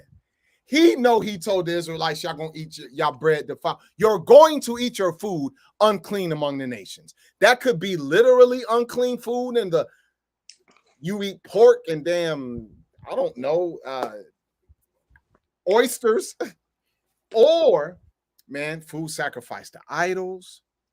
All kind of stuff y'all gonna be surrounded by. You're going to be exposed and you're going to eat food that is defiled. But that don't mean the Most High gonna destroy you, because for Israel, it's part of their punishment. Now, you know what the Most High is also merciful to do? For those of us who really want to live and get away from that stuff, we can have the mindset of Daniel. It said he purposed in his heart not to eat nothing from the king's table because he didn't want to defile himself. Right. So we can still do like Daniel did, but don't you condemn your entire nation and every other people on the face of the earth because you think you on some path and trajectory. Oh, you know what? How about this one from the road? I don't believe that Daniel even kept that his entire life. I think Daniel and him in the beginning, in the reality of that situation, that's what they decided to do over that 3-year period. But once Daniel, look at what he said here in Daniel 10:1. In the 3rd year of Cyrus, king of Persia, a thing was revealed to Daniel, whose name was called Belteshazzar. And the thing was true, but the time appointed was long. And he understood the thing, and had understanding of the vision. In those days, I, Daniel, was mourning 3 full weeks. I ate no pleasant bread, neither came flesh nor wine in my mouth. Neither did I anoint myself at all till 3 whole weeks were fulfilled. I can conjecture that Daniel and them didn't keep that chapter 1 dietary choice their whole time in Babylon. That Negro started eventually eating regular food from the king's table and started to eat flesh and even have wine on occasion when he wanted to, brother. He said, I didn't eat none of that stuff. I stayed away from it. Neither did I anoint myself. So if he stayed away from anointing himself, then that means he anointed himself on the regular. But for 3 weeks, he abstained from that. And I'm going to argue he abstained from flesh, wine, and pleasant food. How about that? But, that's my conjecture. Somebody could interpret that another way and say, nah, son, you're reaching. And I can accept that. So, yeah, Steve, let's go ahead and get up out of here, good brother. Hey, man, I appreciate you, man. Go ahead and get you some rest, good brother. I'm an effort to do the same. I appreciate the YouTube and Facebook family and the Clubhouse family who decided to hang around, especially on the Sunday night pretty late. So with that, until next time, may the Most High bless you and your households.